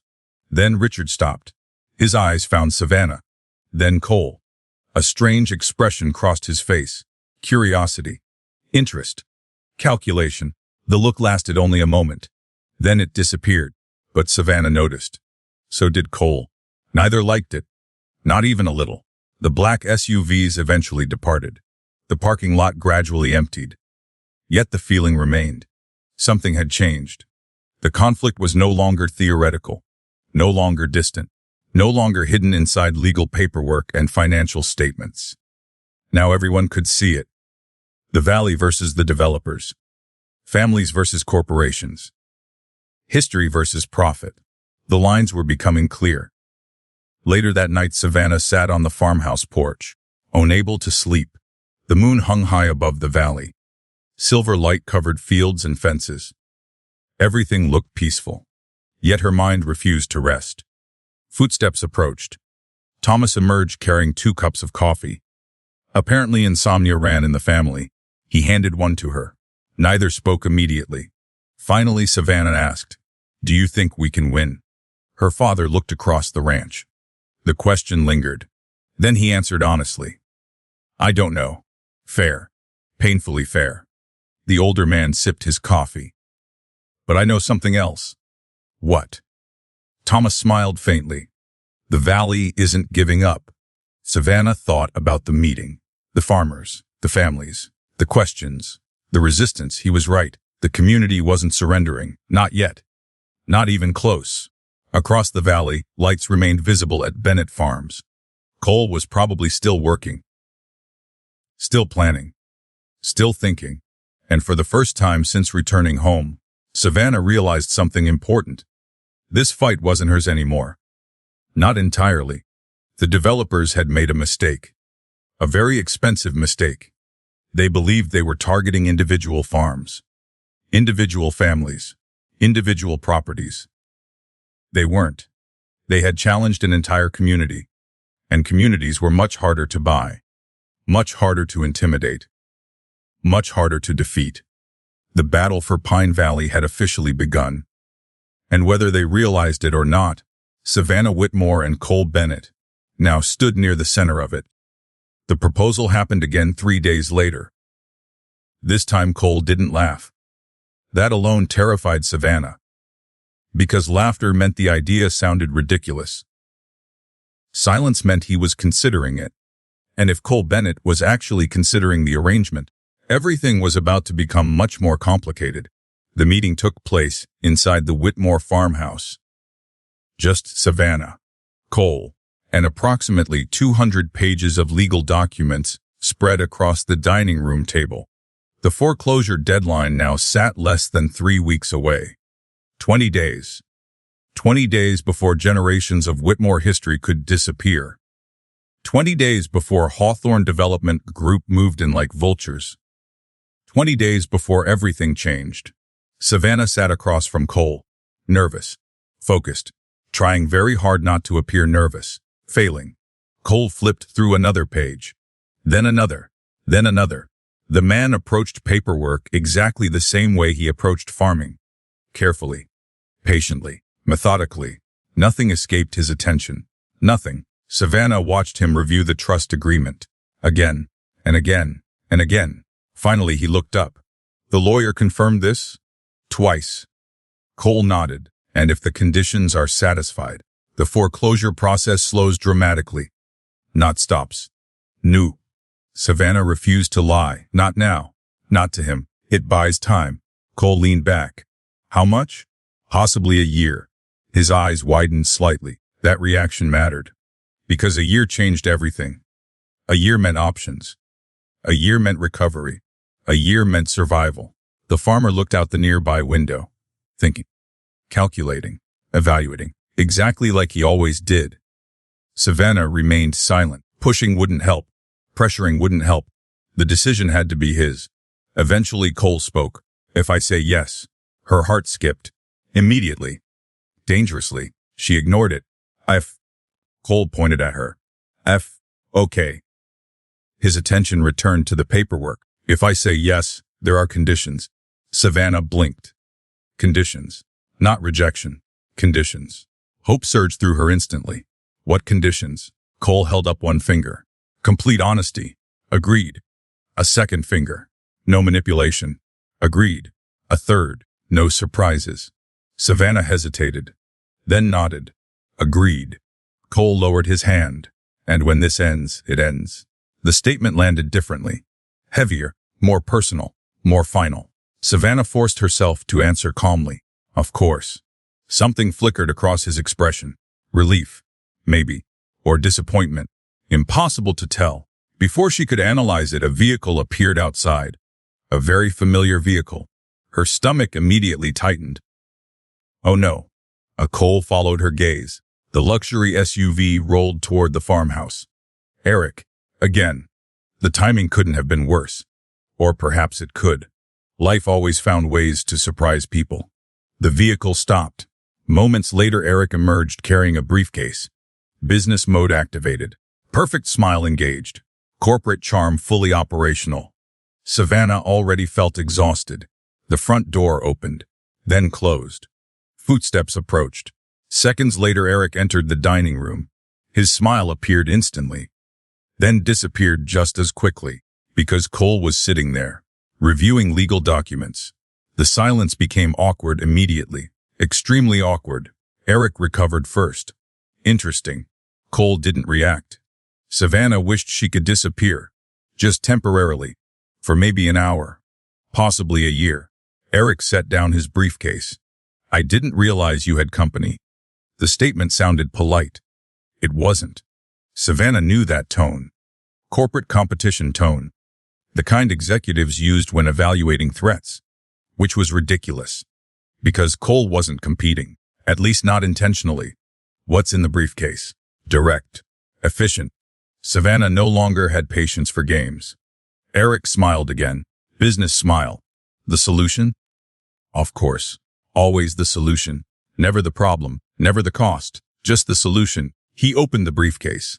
Documents emerged. Investment proposals. Financial structures. Acquisition agreements. Partnership opportunities. The same package as before. Only larger. More detailed. More dangerous. Savannah reviewed several pages. The answer became obvious almost immediately. No. Eric blinked. You haven't finished reading. I don't need to. His smile weakened. Savannah. No. The firmness surprised even her, but not as much as the realization behind it. A few weeks ago she might have accepted. A few months ago she definitely would have. Back when she measured success differently. Back when she viewed everything through corporate lenses. Now she saw something else. Ownership. Community. Legacy. Things impossible to quantify. Eric's expression hardened slightly. The mask finally cracking. Just a little. Then his attention shifted. Toward Cole. A mistake. A very large mistake. You really think this farmer can help? The room became silent. Immediately. Dangerously silent. Savannah felt anger rise instantly. Sharp. Protective. Unexpected. Cole remained calm. Too calm. The kind of calm that usually appeared before trouble. Eric apparently didn't notice. Or perhaps he simply underestimated him. Many people did. You don't understand the situation. The businessman continued. The scale. The complexity. The financial realities. Cole finally looked up. His expression remained neutral. What exactly don't I understand? The question sounded polite. It wasn't. Eric hesitated. Briefly. Then continued. Running a business this size requires expertise. Savannah almost laughed. Almost. Because the irony was spectacular. The man who built one of the most successful farms in the county was being lectured about business. Amazing. Absolutely amazing. Cole slowly closed the folder in front of him. Then stood. Not aggressively, not threateningly. Just stood. Yet somehow the room changed. The atmosphere shifted. Eric noticed, for the first time since arriving. Good. About time. Cole looked directly at him. I've spent 10 years managing thousands of acres. Silence. Employing dozens of people. More silence. Balancing budgets. Even more silence. Negotiating contracts. Cole stepped forward slightly. What's your point? Eric didn't answer. Because suddenly he didn't have one. The businessman looked toward Savannah, perhaps expecting support, agreement, validation. He found none. That realization visibly irritated him. The meeting ended shortly afterward. Not dramatically, not explosively, just coldly. Eric packed his documents, collected his briefcase, then left. The luxury SUV disappeared down the driveway again. This time neither Savannah nor Cole watched it go. The silence afterward felt strangely different, more comfortable, more honest. Eventually Savannah spoke. I'm sorry. Cole frowned. For what? Eric. The farmer laughed softly. I've dealt with worse. She believed him. Completely. The afternoon passed quietly. Legal discussions continued. Requirements. Timelines. Logistics. Practical matters. The more they discussed the arrangement, the more real it became. Dangerously real. By sunset they moved outside. The porch offered cooler air and fewer documents. A significant improvement. The valley glowed beneath fading sunlight. Orange, gold, crimson, beautiful. The kind of beauty people forgot to appreciate until threatened. Savannah sat in a rocking chair. Cole leaned against the railing. Neither spoke for several minutes.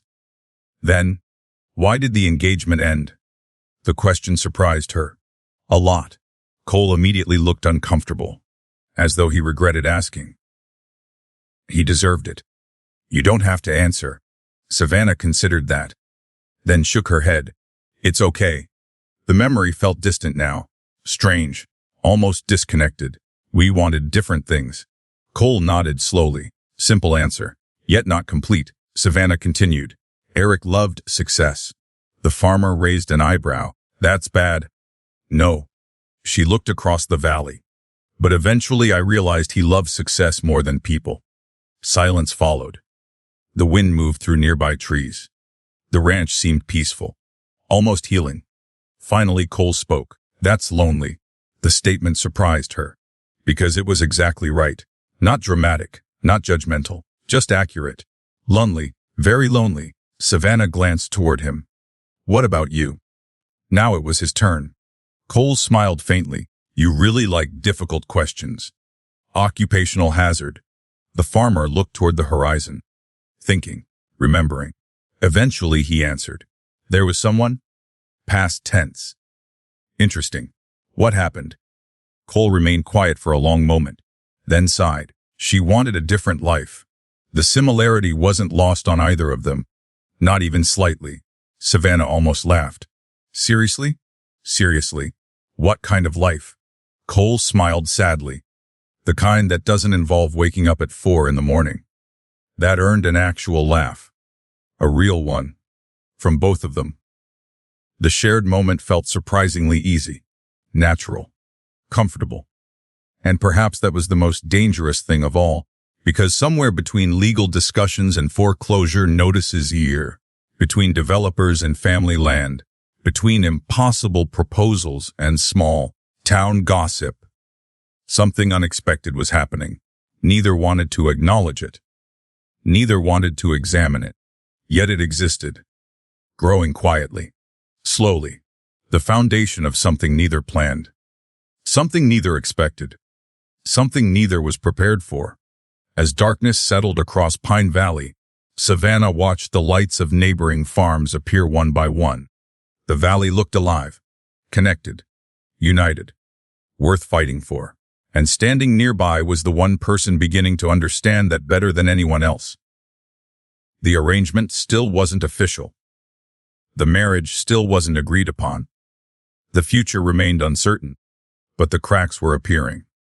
Not in the plan, not in the trust agreement, not in the legal strategy.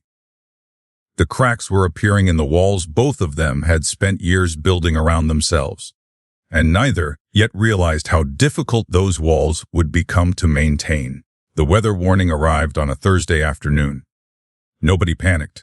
Not immediately. Farmers respected weather. They didn't fear it. Not until there was a reason. At first, the forecast seemed ordinary. Heavy rain, strong winds, possible flooding. Nothing unusual for spring. Pine Valley had survived countless storms. Most passed without major damage. Most. The problem was that this storm wasn't most storms. By Friday morning, meteorologists upgraded the warning. By Friday afternoon, they upgraded it again. By Friday evening, concern spread throughout the valley. And by Saturday morning, everyone was preparing for impact, including Cole Bennett, including Savannah Whitmore, especially Savannah Whitmore, because she had never witnessed a major agricultural storm before, and she quickly discovered something important. Farmers treated incoming storms like military invasions. Every minute mattered. Every decision mattered. Every preparation mattered.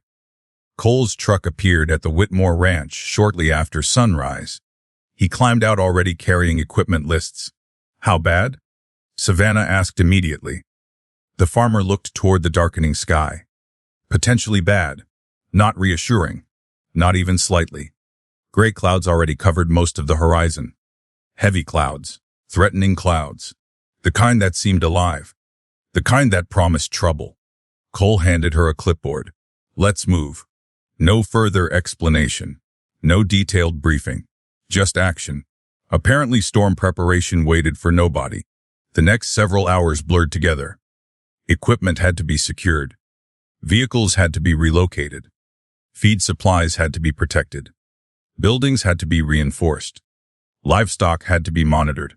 The workload felt endless. Every completed task revealed 3 more. Savannah followed Cole throughout the property. Watching, learning, helping. Trying desperately to keep up. The farmer never stopped moving. Never stopped planning. Never stopped preparing.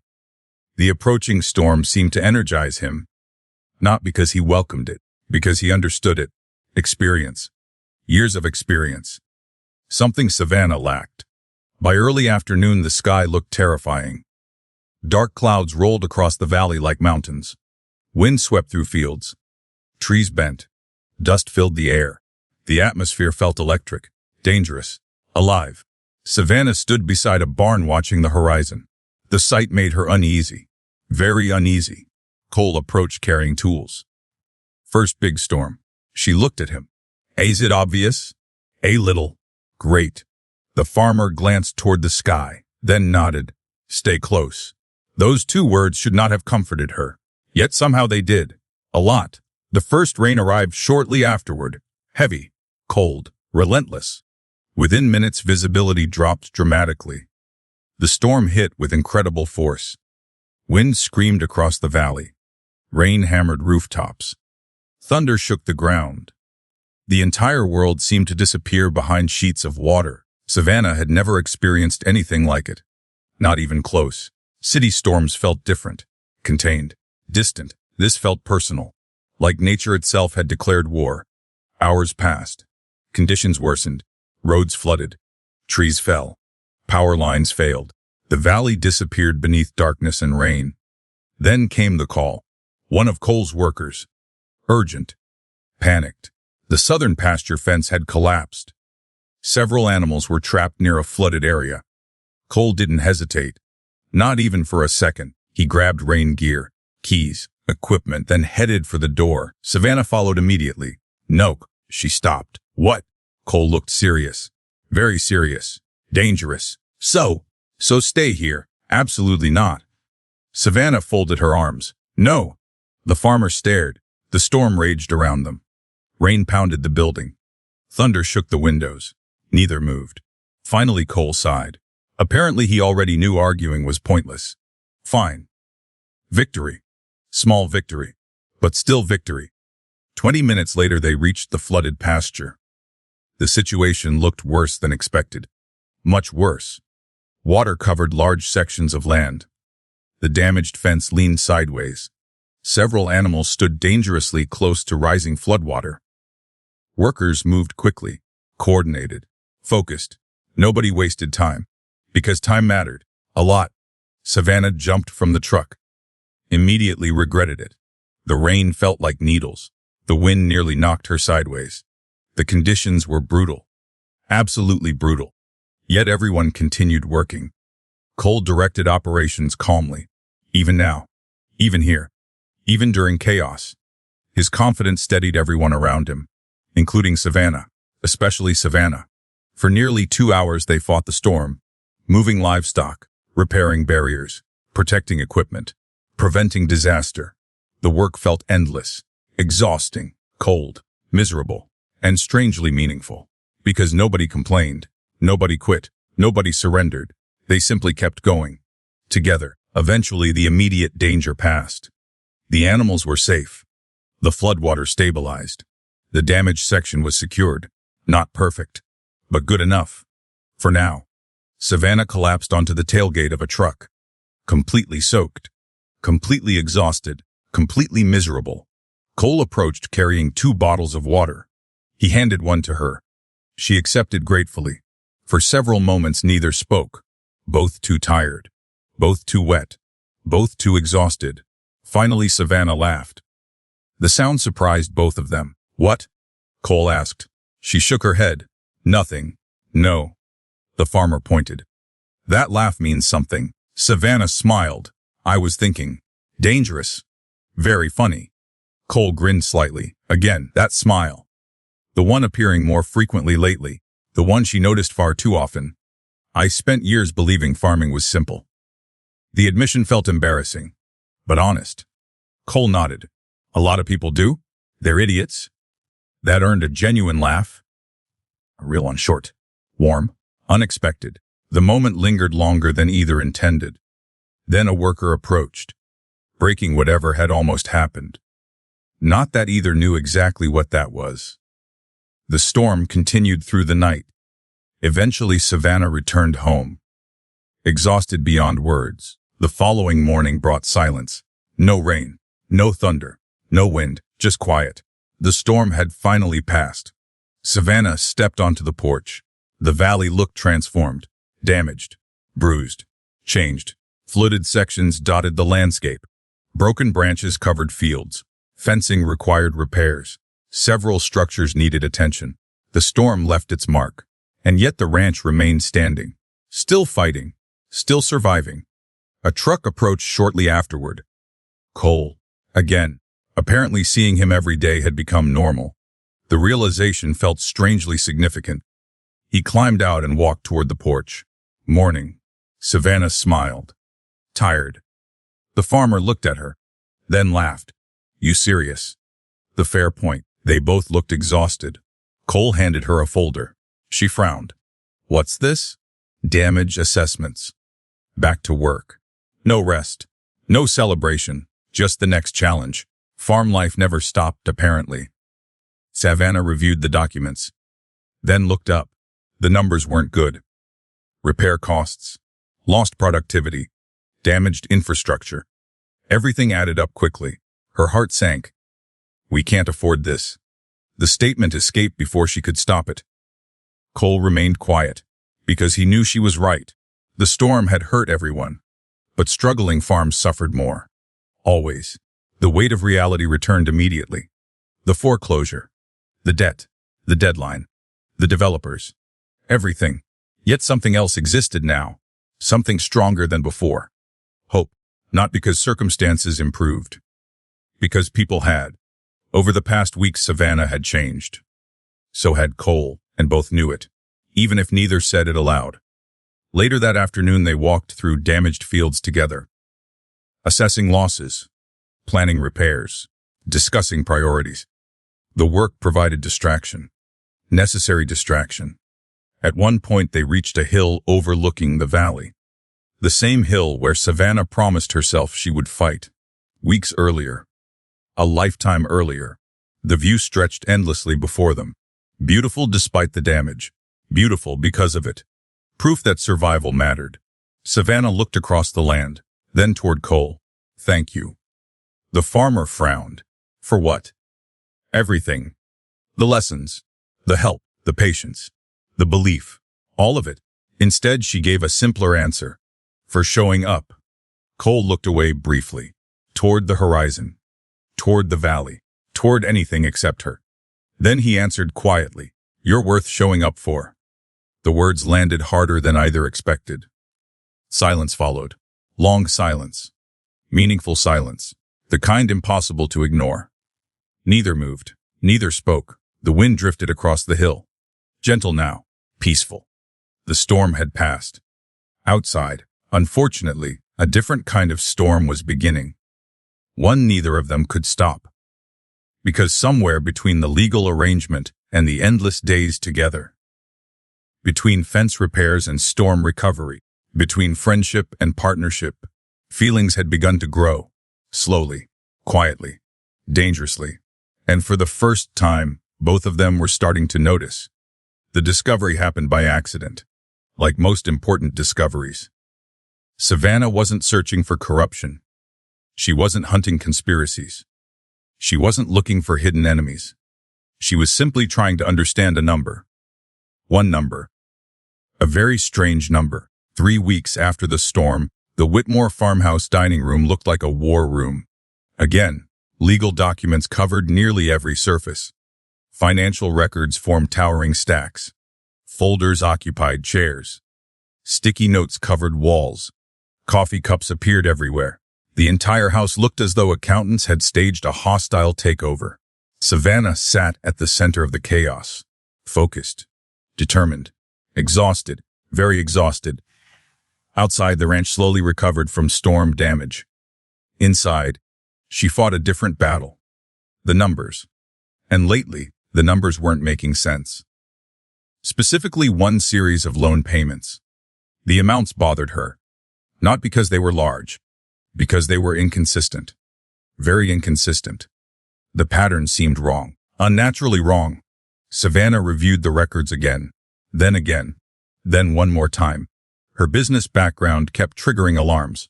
Tiny alarms. Persistent alarms. The kind impossible to ignore. Finally, she grabbed another folder. Then another. Then another. The deeper she dug, the stranger things became. Payments appeared in unexpected places. Fees appeared without explanation. Interest adjustments seemed unusually aggressive. Individually, nothing looked suspicious. Together, they formed a pattern. A dangerous pattern. A deliberate pattern. The realization made her sit upright. No way. She immediately reached for her phone. 10 minutes later, Cole arrived. He entered the dining room carrying coffee. One look at her expression told him something was wrong. What happened? Savannah pointed toward the documents. Look at this. The farmer set down the coffee, then sat. For the next 30 minutes, she walked him through everything. The loan history, the refinancing agreements, the contract amendments, the unusual charges, the missing documentation, all of it. Cole listened carefully, occasionally asking questions, occasionally reviewing pages, mostly listening. By the end, his expression had darkened considerably. You think someone did this intentionally? It wasn't a question. Savannah nodded. Maybe. Cole leaned back. Maybe. I need proof. The distinction mattered. A lot. Business intuition wasn't evidence. Suspicion wasn't evidence. Facts mattered. Documentation mattered. Proof mattered. Without proof, accusations meant nothing. Cole looked toward the stacks of paperwork. Can you find it? Savannah stared at the documents, then nodded slowly. Maybe. The answer wasn't confidence. It was determination, and sometimes determination mattered more. The investigation consumed the next several days. Morning, afternoon, evening, night, every available hour. Savannah reviewed records dating back nearly a decade. Old contracts, bank statements, property agreements, insurance filings, everything. The process felt endless, yet patterns gradually emerged. Small details, tiny inconsistencies, pieces of a puzzle. Then finally she found it. A signature. One signature. On one amendment. Attached to one refinancing agreement. The date immediately caught her attention. because it occurred shortly before the ranch's financial collapse accelerated. Interesting. Very interesting. She pulled additional documents. More signatures. More agreements. More dates. The pattern strengthened. By sunset, she sat motionless at the dining table, staring, thinking, connecting pieces. The answer felt impossible, which usually meant it deserved attention. A vehicle pulled into the driveway. Cole. Again. Lately, he seemed to spend nearly as much time at Whitmore Ranch as Bennett Farms. Neither discussed that fact. Probably wise. He entered carrying dinner, which had somehow become normal. Another development neither discussed. Also probably wise. One look at Savannah's face immediately concerned him. You found something.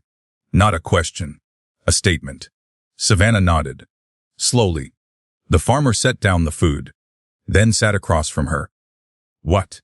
She pushed several documents forward. Cole reviewed them, then frowned harder.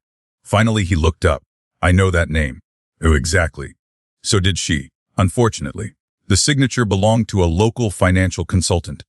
A man named Victor Langley, respected, connected, influential, and deeply involved in multiple agricultural financing deals throughout the county, including Whitmore Ranch, including several farms later acquired by developers. That last detail bothered Savannah. A lot. Cole looked through additional paperwork. His expression continued darkening. This can't be coincidence. Not true. It couldn't. Not anymore. The evidence had crossed an important threshold. Individual mistakes looked random. This looked systematic, designed, planned. The realization sent a chill through Savannah. Because if she was right, the Whitmore family's collapse wasn't inevitable. It wasn't bad luck. It wasn't simply economics. Someone helped create it, deliberately. The thought made her angry. Furious. Years of stress. Years of guilt. Years of watching her father blame himself. All while someone potentially manipulated the situation. Unacceptable. Completely unacceptable. The next morning, Savannah visited the county records office. Then the Agricultural Commission. Then the courthouse. The deeper she investigated, the more troubling things became. Several struggling farms shared common financial advisors, common refinancing structures, common contract amendments, and eventually, common outcomes. Foreclosure, sale, acquisition, always the same pattern, always benefiting the same people. By late afternoon, she sat inside her truck staring at a notebook filled with names, connections, dates, transactions. The web stretched much farther than expected, and directly through the center sat Victor Langley. The problem. She still lacked definitive proof. Enough suspicion to ask questions. Not enough evidence to win. Frustrating. Very frustrating. That evening, Savannah met Cole near the northern boundary fence. The setting sun painted the valley gold. Beautiful, peaceful, completely at odds with the anger she felt. She handed him the notebook. Cole reviewed several pages, then several more. The silence lasted a long time. Finally, he spoke. My father worked with Langley. Savannah froze. What? The farmer stared toward the horizon, remembering, thinking. My father never trusted him. Interesting. Very interesting. Why? Cole shrugged. He said something felt wrong. A warning. Years old? Ignored. Or perhaps simply unnoticed. The pieces continued connecting. One after another. The picture becoming clearer. And uglier. Savannah leaned against the fence. What if we're right? Cole closed the notebook. Then looked directly at her. If you're right. The farmer paused, carefully choosing words. Then somebody built a fortune-destroying farms. The statement hung heavily between them, because both knew it could be true, and both knew what that meant. This wasn't just about Whitmore Ranch anymore. Not really. It was about every family affected, every property lost, every livelihood destroyed. The scope had changed. Dramatically, the stakes had increased. Dramatically. The fight had become bigger. Much bigger. As darkness settled across Pine Valley, lights appeared across distant farms. One by one. A reminder of everything worth protecting. Everything worth fighting for. Everything potentially threatened. Savannah watched the valley glow beneath the evening sky, then turned toward Cole. Do you regret it? The question surprised him. What? Getting involved. Silence followed. The farmer looked across the land, the farms, the community, then toward Savannah, standing beside him, determined, stubborn, exhausting, brave, a woman who refused to quit even when every reason suggested she should. The answer came easily. None. Savannah smiled slightly. The expression warmed something inside him. Dangerous. Very dangerous. Which was probably why he changed the subject immediately. We need more evidence. She laughed softly. Smooth transition. Thank you. It wasn't. I tried. The shared moment felt easy, comfortable, natural. A little too natural, both noticed. Neither acknowledged it. Probably wise for now. Across town, inside a large office overlooking Pine Valley, another man studied property maps.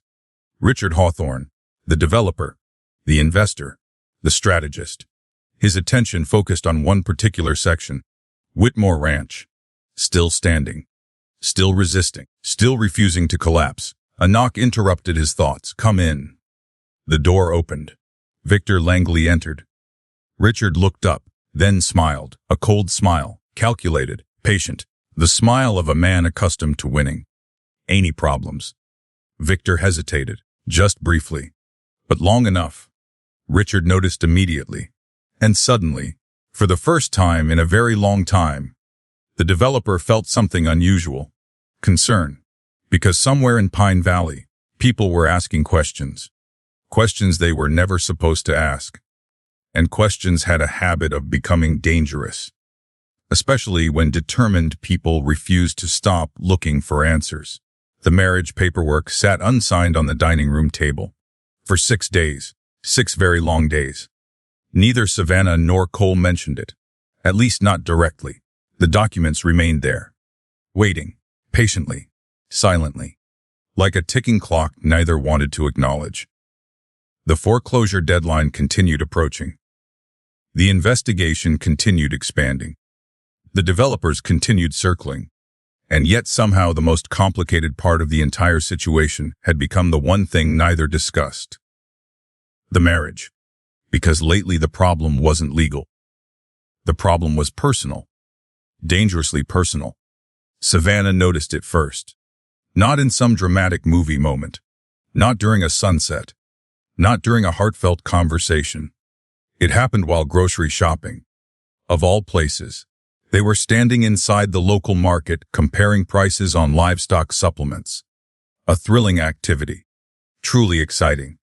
The sort of thing younger Savannah would have considered punishment. Now it somehow felt normal. Which was concerning. Very concerning. Cole stood beside a shopping cart reviewing product labels. Savannah watched him for a moment, then immediately looked away, because she realized something. She liked looking at him. A lot more than she should. The realization irritated her instantly. Not because she disliked him, because she did like him. That was the problem. A huge problem. The entire arrangement depended on emotional distance, professional distance, temporary distance. Feelings complicated things. Feelings ruined things. Feelings turned sensible plans into disasters. She knew that. Better than most. Unfortunately, knowledge and reality rarely cooperated. Something wrong? Cole's voice interrupted her thoughts. Savannah blinked. What? You've been staring at fertilizer for 30 seconds. Wonderful. Excellent. No. The lie sounded terrible. Cole immediately noticed. His expression suggested amusement, which somehow made everything worse. The farmer placed another product into the cart, then continued walking. Savannah followed, trying very hard not to think about how comfortable that felt. Failing, completely failing. Across the store, several locals watched them. Not subtly, not discreetly, just openly. Apparently Pine Valley had accepted them as a pair. The realization should have bothered Savannah. Instead it produced an unexpected warmth. Dangerous, very dangerous. Later that afternoon she found herself replaying small moments. The way Cole laughed, the way he listened, the way he always showed up, the way he treated people, the way he treated people. None of those thoughts helped, not even slightly. Meanwhile, Cole Bennett faced his own problems. Specifically one problem. Savannah Whitmore. The woman seemed determined to occupy his thoughts at the worst possible times. While repairing equipment, while reviewing budgets, while working fields, while trying to sleep, especially while trying to sleep. The situation was becoming ridiculous. He had agreed to consider a legal arrangement, a temporary solution, a practical decision. Somehow practicality had disappeared. Now every conversation felt different. Every interaction carried additional meaning. And he didn't like it. Not because the feelings were unpleasant, because they were, actually, very pleasant. That was exactly why he didn't like them. Complicated situations became dangerous when emotions entered the equation. Experience taught him that, painfully, repeatedly. The phone ringing interrupted his thoughts. Cole answered immediately. "Hello." His sister's laughter greeted him. A bad sign, a very bad sign. What? The laughter continued. Then, "So when's the wedding?" Cole closed his eyes. Of course, absolutely of course. Family. The universal source of unnecessary stress. Good no po. Wait. No. Come on. A Cole sighed. What? His sister's voice became suspiciously cheerful. Do you like her? The question landed harder than expected. Much harder. Which annoyed him. Because the answer should have been simple. Very simple. Instead, silence followed. Hannah immediately noticed, because siblings noticed everything. Wow. Cole rubbed his forehead. Don't. You do. Hannah, you actually do. The laughter returned. Louder now, more confident, more irritating. Cole ended the call, immediately. The correct decision. The only decision. Unfortunately, ending the call didn't end the problem. Because his sister wasn't wrong. And that was the truly annoying part. 3 days later, the entire situation became worse. Much worse. The county fair arrived. A yearly tradition. One of Pine Valley's largest events. Normally, Cole enjoyed it. Normally. This year felt different. Very different. Because somehow he found himself attending with Savannah. Not intentionally. Not intentionally. Yet somehow that's exactly what happened. The fairgrounds buzzed with activity. Food vendors, agricultural exhibitions, music, families, children, livestock competitions. The entire community seemed present. Savannah stood near an exhibit reviewing prize-winning cattle. Fascinated. Genuinely fascinated. The sight amused Cole. A year ago she probably couldn't distinguish a cow from a horse. Now she discussed livestock quality with surprising confidence. The transformation remained impressive. And dangerous. Very dangerous. You're staring. Savannah's voice interrupted his thoughts. Wonderful. Apparently he wasn't the only one getting caught. Cole shrugged. You've learned. The compliment surprised her. A lot more than expected, she smiled. Small. Warm. Genuine. And suddenly Cole remembered exactly why this situation felt dangerous. Across the fairgrounds, people waved, called greetings, stopped for conversations. Every interaction reinforced the same thing. The community accepted them, together. The realization lingered throughout the day. Eventually evening arrived. The fairgrounds glowed beneath strings of lights. Music drifted through the warm air. The atmosphere felt almost magical. Almost. Savannah stood near the edge of the fair watching families move between attractions. The sight felt comforting. Familiar. Home. For the first time in years. Maybe forever. Footsteps approached. Cole, naturally. Lately he always seemed to appear when she needed him. Another problem. Another very dangerous problem. Neither spoke immediately. The comfortable silence returned. Again, it happened often now. Too often. Finally, Savannah broke it. Can I ask something? Cole nodded. Sure. She hesitated. Then, why haven't you signed? The question finally arrived. The question both had been avoiding. The marriage paperwork. The arrangement. The future. Everything.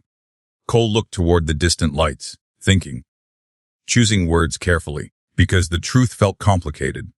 At first, Savannah waited. I thought it was a bad idea. Fair. The farmer smiled slightly. Then I thought it was a risky idea. Also fair. And now, that question felt dangerous. Very dangerous. Cole remained silent. Long enough. Too long. Because he knew the answer. And he suspected Savannah did too. Finally, he looked at her. Directly. Honestly. The way he always did. Now I'm worried it isn't temporary anymore. The words landed between them. Heavy. Meaningful. Impossible to misunderstand. Neither moved, neither spoke. The sounds of the fair seemed distant suddenly. Muted, unimportant. Only this moment mattered.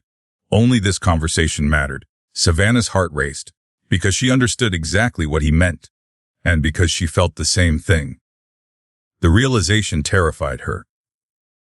Not because it was wrong. That was the problem. A few months ago, she couldn't imagine building a future in Pine Valley. Now she couldn't imagine leaving. A few months ago, Cole Bennett was a stranger. Now he felt essential.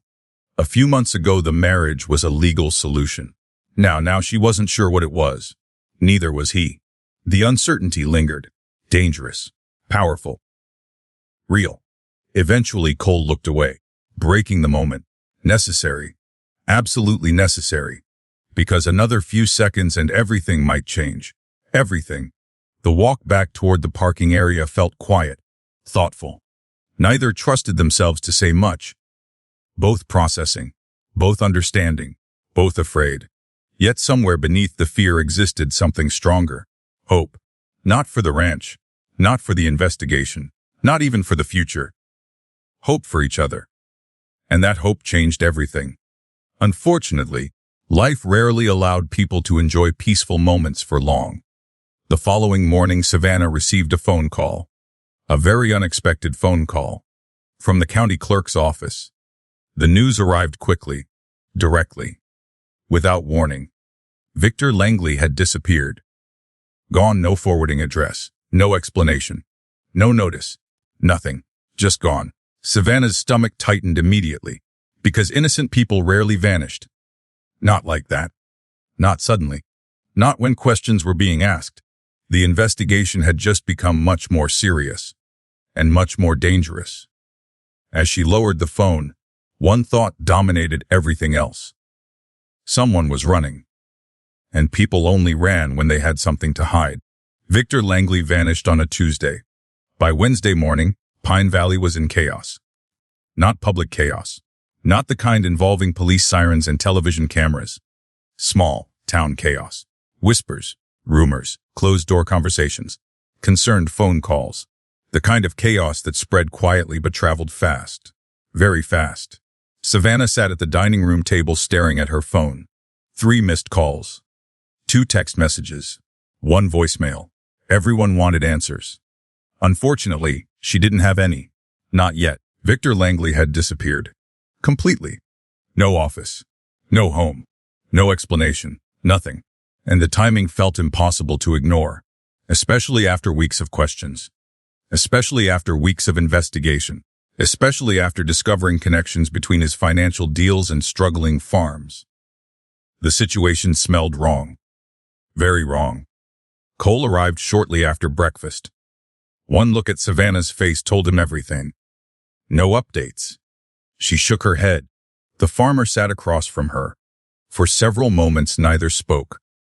The silence felt heavy. The kind of silence that carried bad news even before words arrived.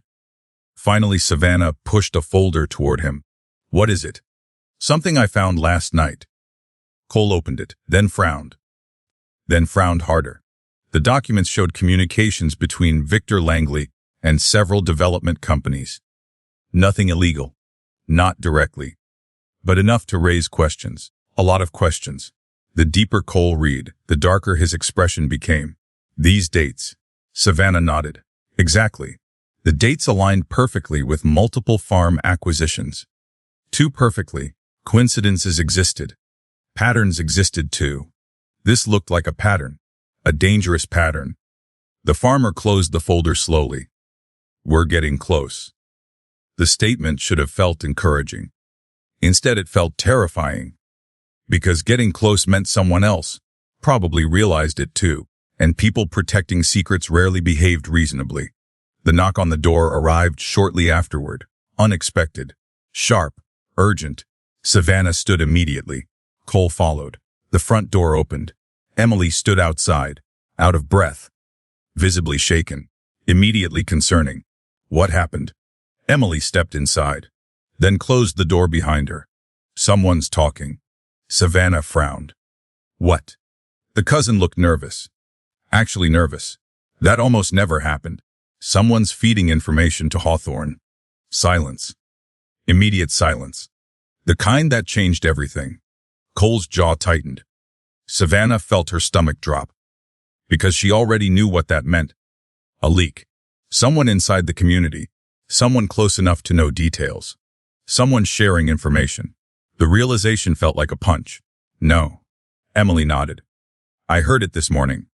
From who? A friend. Not ideal. Not evidence. But Emily wasn't the type to invent stories. Especially not now.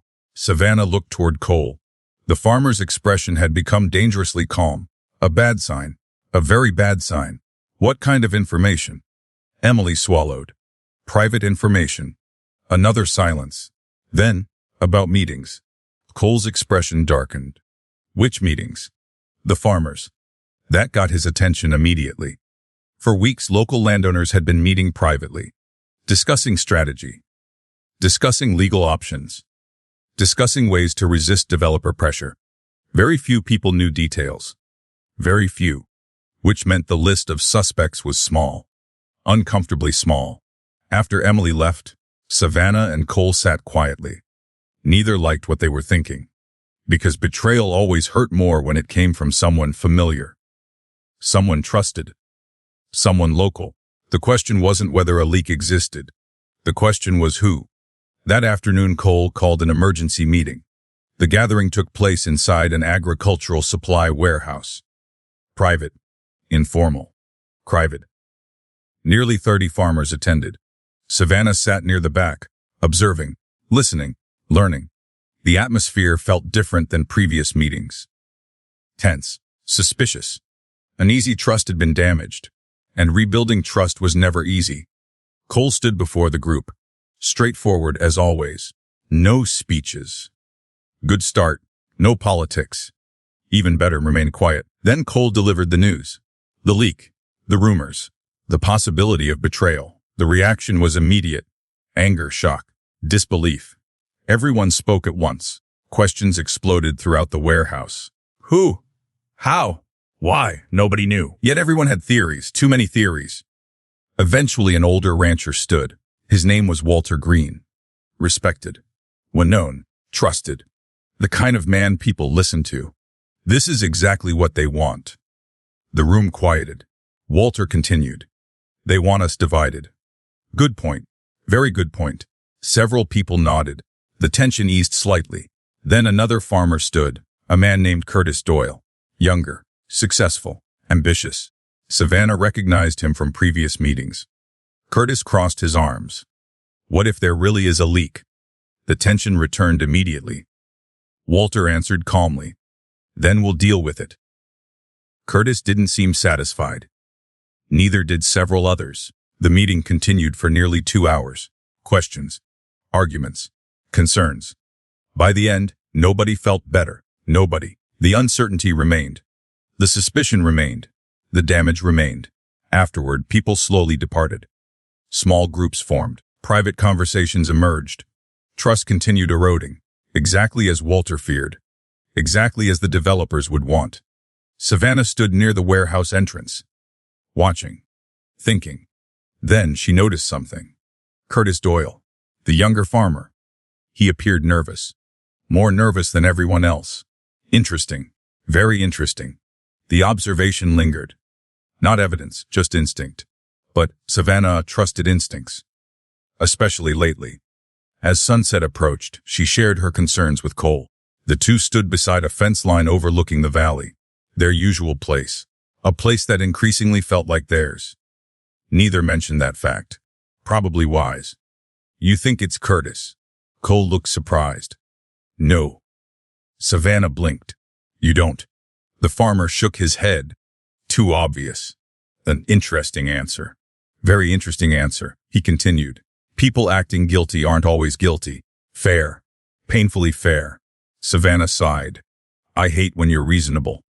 A faint smile appeared. I know. The comfortable silence returned. Again, then disappeared when a truck approached. Fast. Too fast. The vehicle stopped abruptly. Dust filled the air. A man jumped out. One of Cole's employees. Panic covered his face. Immediately alarming. What happened? The worker looked directly at Cole. Somebody broke into the equipment shed. The words landed hard. Very hard. Cole's expression changed instantly.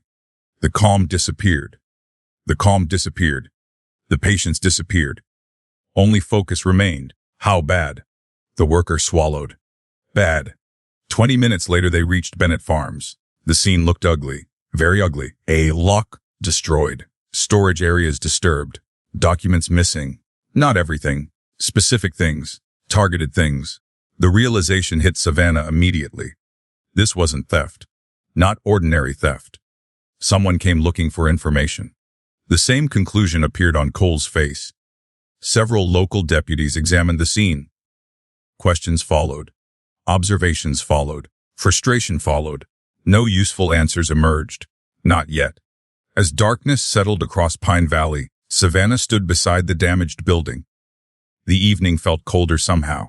More dangerous. The investigation was no longer abstract. No longer distant. No longer hidden inside paperwork. Someone knew they were asking questions.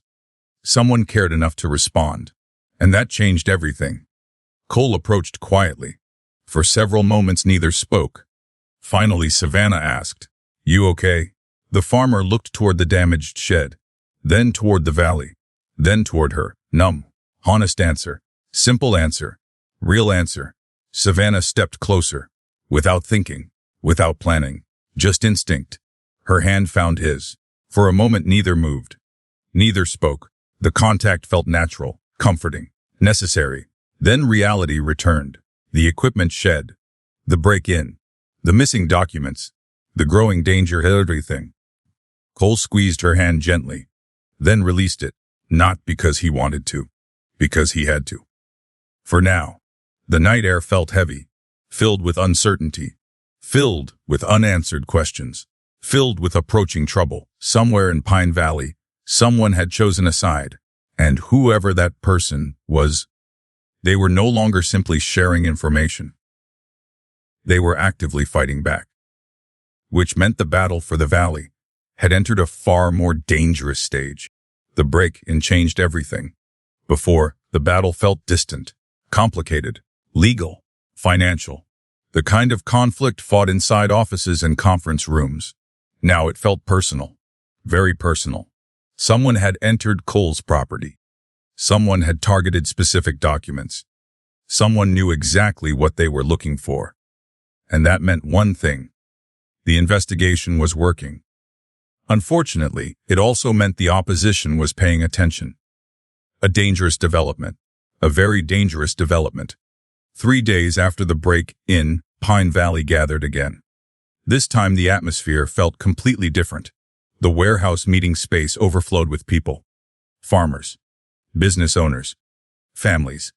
Local officials. The community had reached a turning point. Everyone knew it.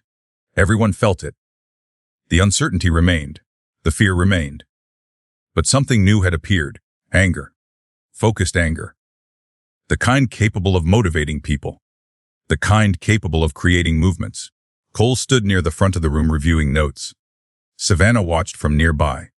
Over the past few weeks she had seen many versions of Cole Bennett. Farmer. Neighbor.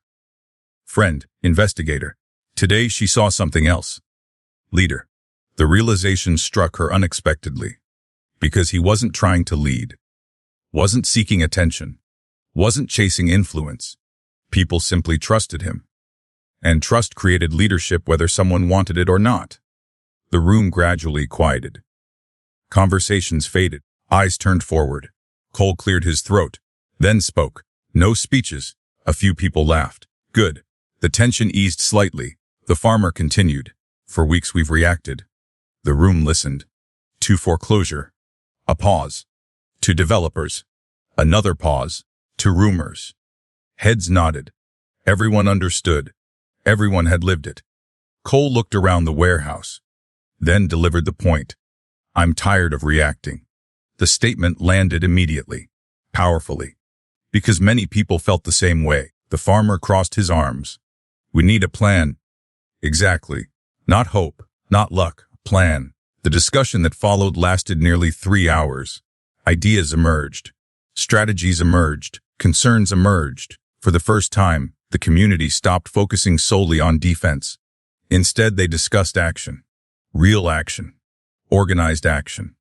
Savannah participated heavily, drawing from her corporate background, her business experience, her understanding of how companies operated. Several farmers initially seemed skeptical. That changed quickly, very quickly, because Savannah understood something important. Developers followed patterns. Investors followed patterns. Corporations followed patterns. And once patterns became visible, weaknesses became visible too. By noon she stood before a large map mounted on the warehouse wall. Markers highlighted key properties, ownership structures, acquisition timelines, development plans. The room watched carefully. Savannah pointed toward several locations. Hawthorne isn't buying random farms. No surprise there. Everyone already suspected it, she continued. They're building corridors. Several people frowned. Confused, understandable. Savannah explained. Road access, infrastructure access, future commercial access, everything connected. Everything supported larger goals. The realization spread through the room gradually. Then all at once. Understanding. Concern. Determination. Because suddenly people saw the bigger picture. The valley wasn't being purchased one farm at a time. It was being transformed. Piece by piece. Deliberately. Systematically. The fight had become much larger than individual properties. Much larger than Whitmore Ranch. Much larger than Cole Bennett.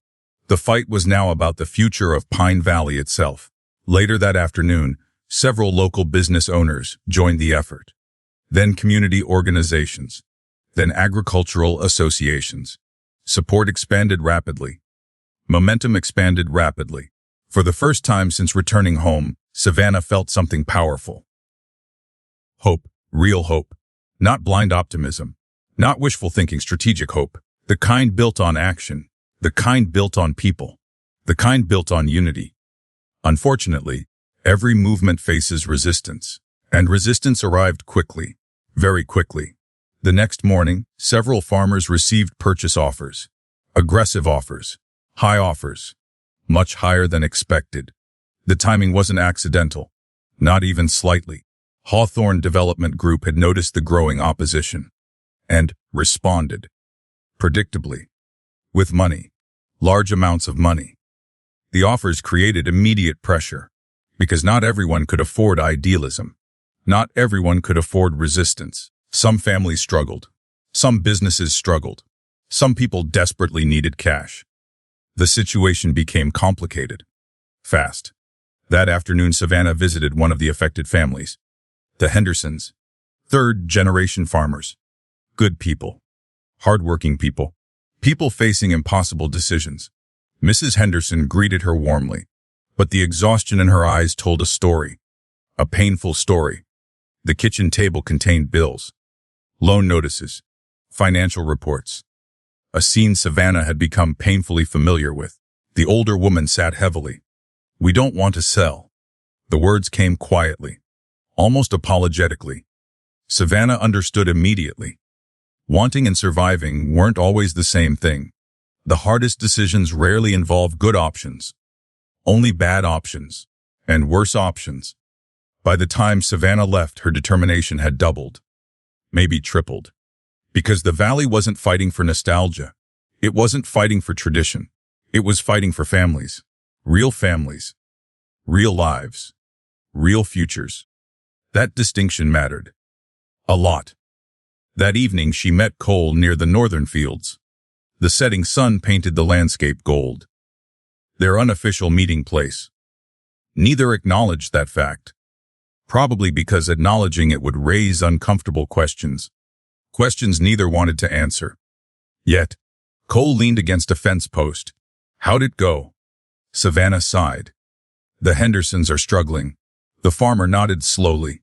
No surprise there. Many families were struggling. That was exactly why the developers remained dangerous. Money solved problems. At least temporarily. Cole stared across the valley. People are scared. The statement carried no judgment. Just truth. Savannah stepped beside him. They're also fighting. A small smile appeared. Yeah.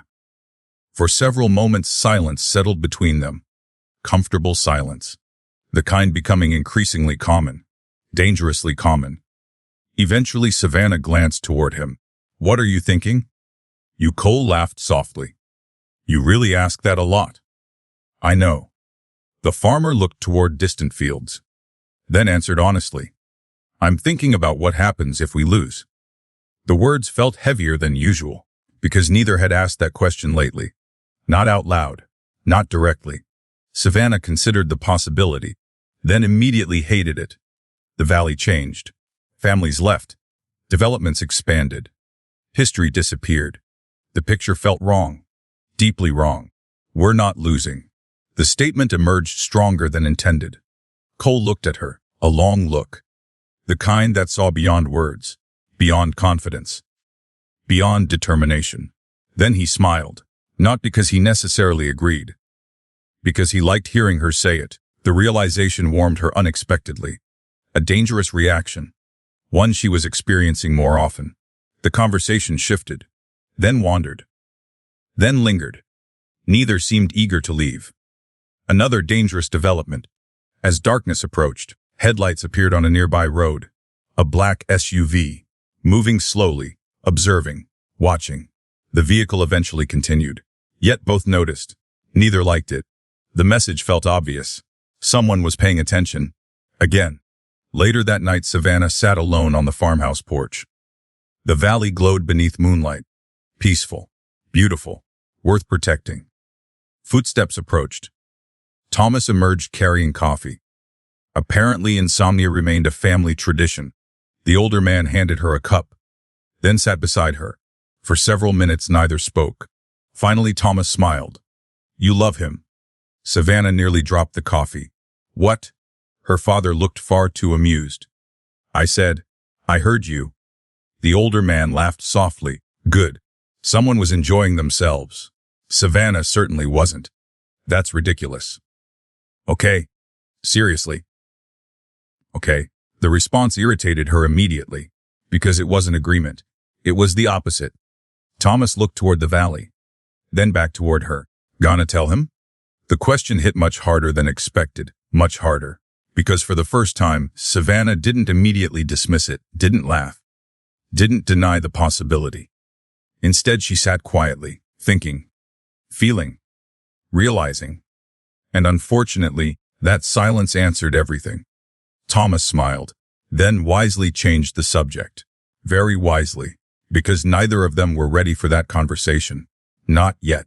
Across the valley, Cole Bennett sat alone on his porch, unable to sleep. Again, a growing problem.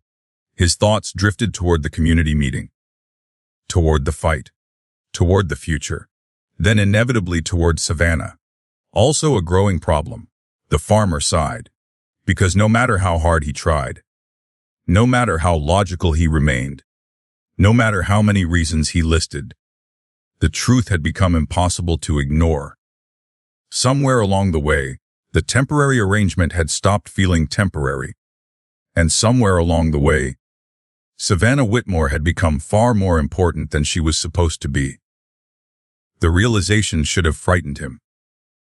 Instead, it felt surprisingly right, which might have been the most dangerous realization of all. The marriage license arrived on a Wednesday morning.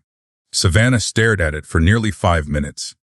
Unmoving, silent, thoughtful. The document sat on the dining room table between 2 coffee cups and a stack of legal paperwork. Simple, ordinary, a single sheet of paper, Yet somehow it felt heavier than every foreclosure document combined. Because this piece of paper represented a choice, not a legal choice, not anymore, a personal one, and personal choices were always harder. Much harder. The foreclosure protections had been approved. The legal pathway existed. The trust requirements were clear. Everything was ready. Everything, except them. Savannah reached toward the document, then stopped, pulled back, then reached again. The hesitation annoyed her. A few months ago she would have signed immediately. Practical problem. Practical solution. Simple. Now nothing felt simple. Nothing. Footsteps approached. She didn't need to look up. She already knew. Cole. The realization itself felt dangerous. The fact she always knew when he was nearby. The fact she recognized his footsteps. The fact she liked recognizing them. All dangerous. Very dangerous. The farmer entered the kitchen carrying coffee. One cup found its way beside her. A habit that had somehow developed. Another dangerous thing. Cole noticed the document immediately. Neither spoke. The silence stretched, then stretched further. Finally, "It's here." Savannah nodded. "It's here." Brilliant conversation. Truly exceptional. They should probably write a book. Cole sat across from her. The marriage license remained between them. Waiting, patient, uncomfortable. Neither seemed eager to touch it. Interesting. A few weeks ago they couldn't stop discussing it. Now they avoided it completely. Also interesting. Finally Savannah broke. "What's wrong?" Cole looked surprised. "Me." "Yes." The farmer laughed softly. "You're asking me." Fair." "Very fair." Neither seemed particularly composed.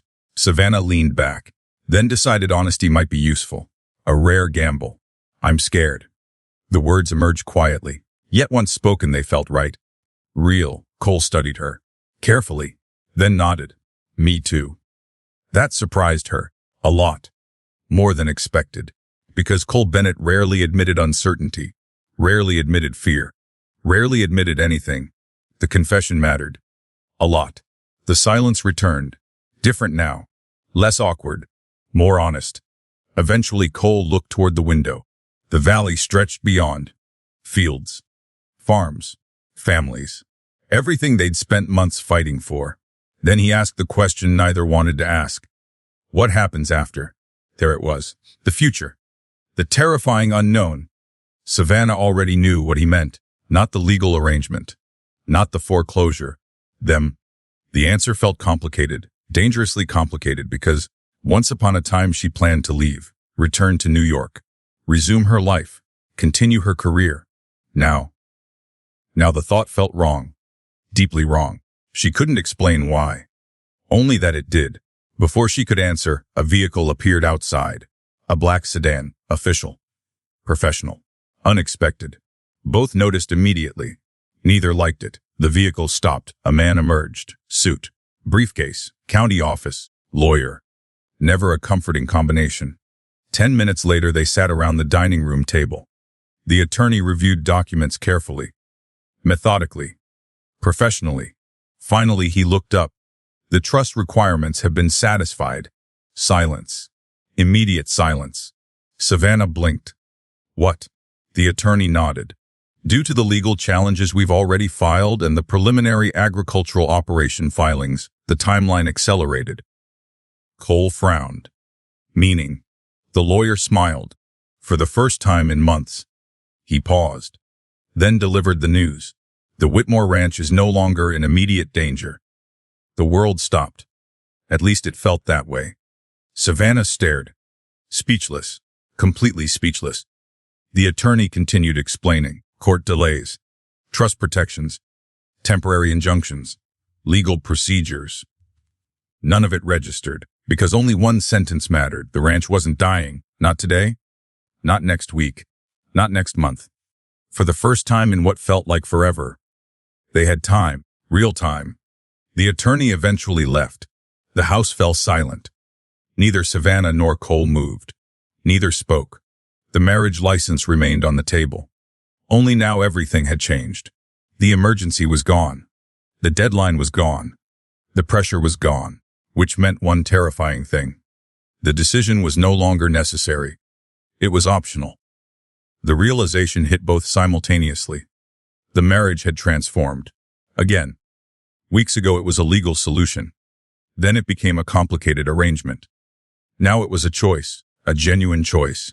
And genuine choices required honest answers. Savannah stood first, needing air, needing distance, needing clarity. She found none. The valley looked exactly the same. Beautiful, peaceful, confusing, very confusing. The screen door opened behind her. Cole joined her. Neither spoke immediately. The wind moved through nearby trees. The afternoon sun warmed the fields. Everything felt normal, except them. Finally, Cole broke the silence. "You can leave now." The words hit harder than expected. Much harder. Savannah turned. "What?" The farmer looked toward the horizon. "Not at her. You did it." His voice remained calm. Steady. Dangerously steady. "The ranch is safe." A pause. "You don't owe anyone anything." The meaning became clear immediately. Painfully clear. Freedom. He was offering freedom. An exit. A clean ending. Exactly what they originally planned. Exactly. So why did it hurt? Savannah hated that question. Hated it, because the answer felt obvious. And terrifying. Cole continued. "You can go back. New York. The city. The career. The life she once wanted. Everything waited. Everything remained available. Yet the image felt distant now. Strange. Almost unfamiliar. The farmer finally looked at her. Then smiled. A small smile. A sad smile. The kind people wear when preparing to lose something important. And suddenly Savannah understood. He was letting her go before she could choose to stay. Protecting himself. Protecting her. Protecting whatever existed between them. The realization broke something inside her. Because for months she had focused on saving the ranch. Then the valley. Then the community. At some point she forgot to notice something else. Someone else. Cole. The man who showed up every single day. The man who taught her. Supported her. Believed in her. The man who slowly became essential. The realization hit like a storm. Sudden. Powerful. Impossible to ignore. She loved him. The truth arrived with absolute clarity. No confusion. No uncertainty. No doubt. She loved him. The knowledge terrified her. Because love complicated everything. Love changed everything. Love demanded choices. Real choices. And now she had one. Stay. Or leave. The future waited. Silently. Patiently. Just beyond the horizon. That evening Savannah drove into town alone. Needing space. Needing answers. Needing perspective. Instead she found memories. The bookstore. The diner. The old movie theater. Places she once considered small. Insignificant. Now they felt different. Meaningful. Connected. Home? The realization followed her everywhere. By sunset she found herself sitting beside the lake outside town. The same lake she visited as a teenager. The same lake where she once dreamed about leaving. Funny. Now she sat there wondering if she ever wanted to leave again. Life had a strange sense of humor. Hours later she returned to the ranch. Darkness covered the valley. Stars filled the sky. The farmhouse lights glowed warmly. Home. The word came naturally now, without hesitation, without resistance. Home. Savannah stepped onto the porch, then froze. Cole sat in a chair near the railing, waiting. The sight immediately steadied something inside her, and that told her everything, because home wasn't just the farmhouse anymore. It wasn't just the land. It wasn't just the valley. Home had become a person, a stubborn farmer with impossible patience and terrible timing. The realization felt both wonderful and terrifying. Cole looked up. Their eyes met. Neither spoke. Not yet, because some conversations changed lives, and both sensed that conversation was approaching. Very soon, the ranch had been saved. The valley continued fighting. The future remained uncertain. Yet for Savannah Whitmore, the most important battle had become surprisingly simple. Not saving the land. Not defeating the developers. Not exposing corruption. The most important battle was deciding whether she was brave enough to choose happiness when it finally stood in front of her. And for the first time in a very long time, she wasn't sure what she would do. The truth arrived 48 hours later, and when it did, it changed everything. Again. Savannah sat inside the Whitmore farmhouse reviewing legal documents when her phone rang. Unknown number. Normally, she ignored unknown numbers. Lately, she answered them. Too much was happening. Too many questions existed. Too many answers remained hidden. Hello. Several seconds passed. Silence. Then a nervous voice emerged. I know what happened. Savannah sat upright instantly. Every instinct activated. Every alarm triggered. Who is this? Another pause. Longer this time. Then, my name doesn't matter. Not encouraging, not even slightly. The voice sounded male, older, worried, terrified. The kind of terrified people became when speaking dangerous truths. You've been asking questions. Savannah's pulse accelerated. Yes. The caller exhaled slowly, then delivered a sentence that changed everything. Victor Langley didn't work alone. The world seemed to narrow. Focus sharpened. The room disappeared. Only the conversation remained. What do you mean? The answer came quietly, almost reluctantly. Follow the money. Click. The call ended. Savannah stared at the phone, heart racing, mind spinning. The message felt cryptic, yet strangely specific. Follow the money. Corporate fraud investigations often began exactly that way. Not with people, not with motives. Money. Money always left trails. Always. The realization hit immediately. Then she grabbed her keys. 20 minutes later, she sat across from Cole inside his office. The farmer listened carefully, without interruption, without assumptions. When she finished, he leaned back. Do you believe him? Savannah didn't hesitate. Yes. Interesting. Cole noticed that too. What makes you so sure? The answer surprised even her. The fear. The farmer frowned. She continued. He wasn't lying. A long silence followed. Finally, Cole nodded. Because he understood. Fear sounded different when it was real. Different when people carried consequences. Different when people knew something dangerous. The anonymous caller knew something. The question was what? The investigation resumed immediately. Harder. Faster. More aggressively. This time Savannah focused exclusively on financial records. Not the ranch. Not Langley. The money, every transaction. Every partnership. Every acquisition. Everything. The process consumed 3 straight days. 3 exhausting days. 3 coffee-fueled days. 3 days buried beneath paperwork. Then finally, a pattern emerged. Not a small pattern. A massive one. Savannah stared at the spreadsheet, then stared harder. No way.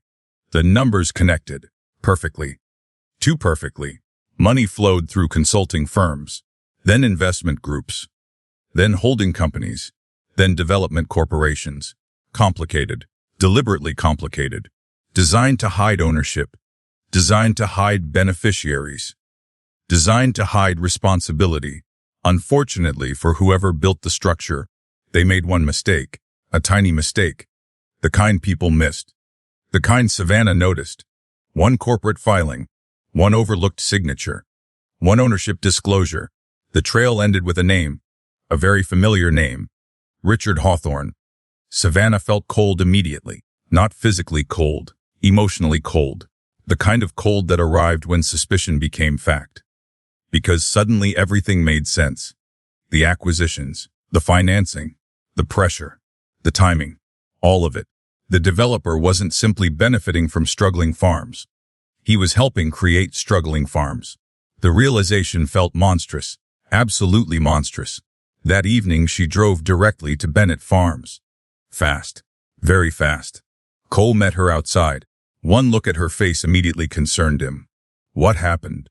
Savannah handed him the folder. The farmer reviewed the documents, then reviewed them again, then a third time. His expression gradually hardened, darkened, changed.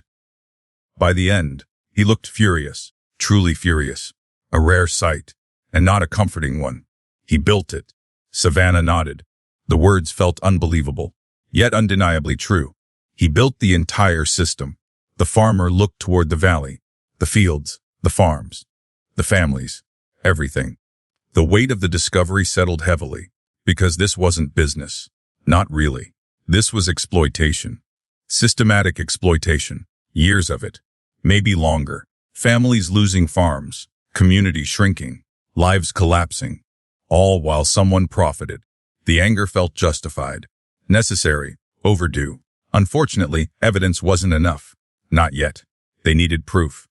Proof capable of surviving lawyers, surviving courts, surviving scrutiny. The challenge remained enormous. The following afternoon, another breakthrough arrived. Unexpected, dangerous, potentially decisive. Emily called.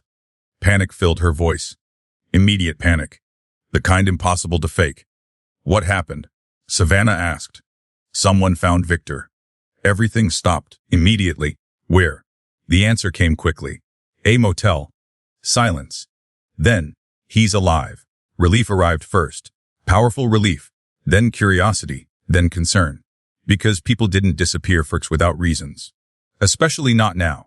3 hours later, Savannah and Cole sat inside a small motel room on the edge of another county. Victor Langley looked terrible. Exhausted. Unshaven. Terrified. The confident financial consultant had vanished. In his place sat a frightened man, a man carrying too many secrets. The room felt tense. Heavy. Victor looked toward the door repeatedly. Toward the windows repeatedly.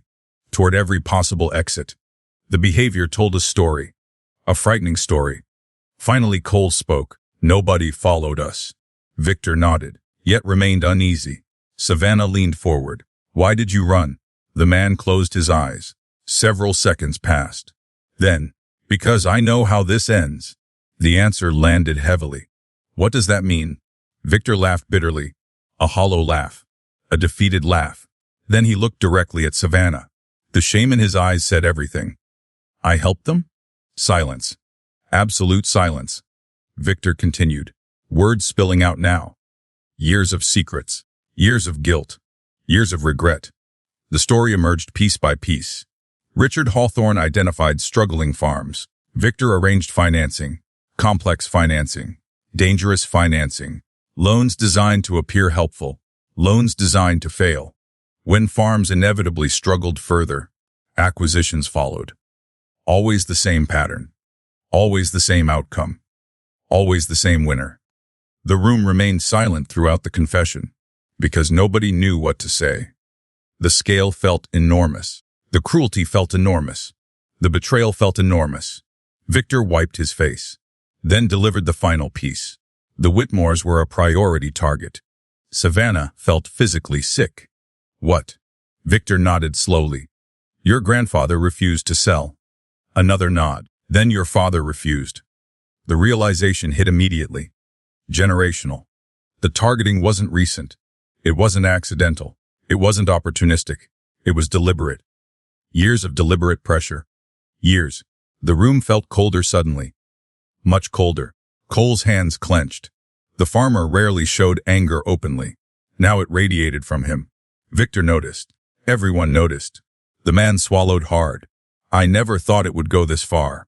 The statement earned no sympathy. Not here. Not now. Some choices created consequences. This was one of them. Eventually, Victor opened a briefcase. A worn briefcase. A hidden briefcase. One apparently carried through weeks of hiding. He placed it on the table. Then opened it. The contents immediately changed everything. Contracts, emails, financial records, internal communications, evidence, real evidence, overwhelming evidence. The kind lawyers dreamed about, the kind corporations feared, the kind capable of destroying careers, destroying companies, destroying entire empires. Savannah stared, speechless. Again, Cole looked equally stunned, because after months of questions, months of suspicions, months of fighting, the answers finally sat in front of them. Every answer, every secret, every lie. Victor looked exhausted, relieved, broken. I couldn't carry it anymore. The confession felt genuine, maybe for the first time in years. As darkness settled outside the motel room, Savannah realized something important. The fight wasn't over. Not even close. In many ways, it was just beginning. Because exposing corruption and proving corruption were very different things. Richard Hawthorne wouldn't surrender quietly. People like him never did. People with power rarely accepted defeat gracefully. The coming battle would be ugly, expensive, public, dangerous. Yet for the first time since returning home, Savannah believed they could win. Not because she hoped, because she knew. The truth finally existed. And truth had a way of surviving, no matter how deeply people tried to bury it. The valley finally had its weapon. Now they simply had to survive long enough to use it.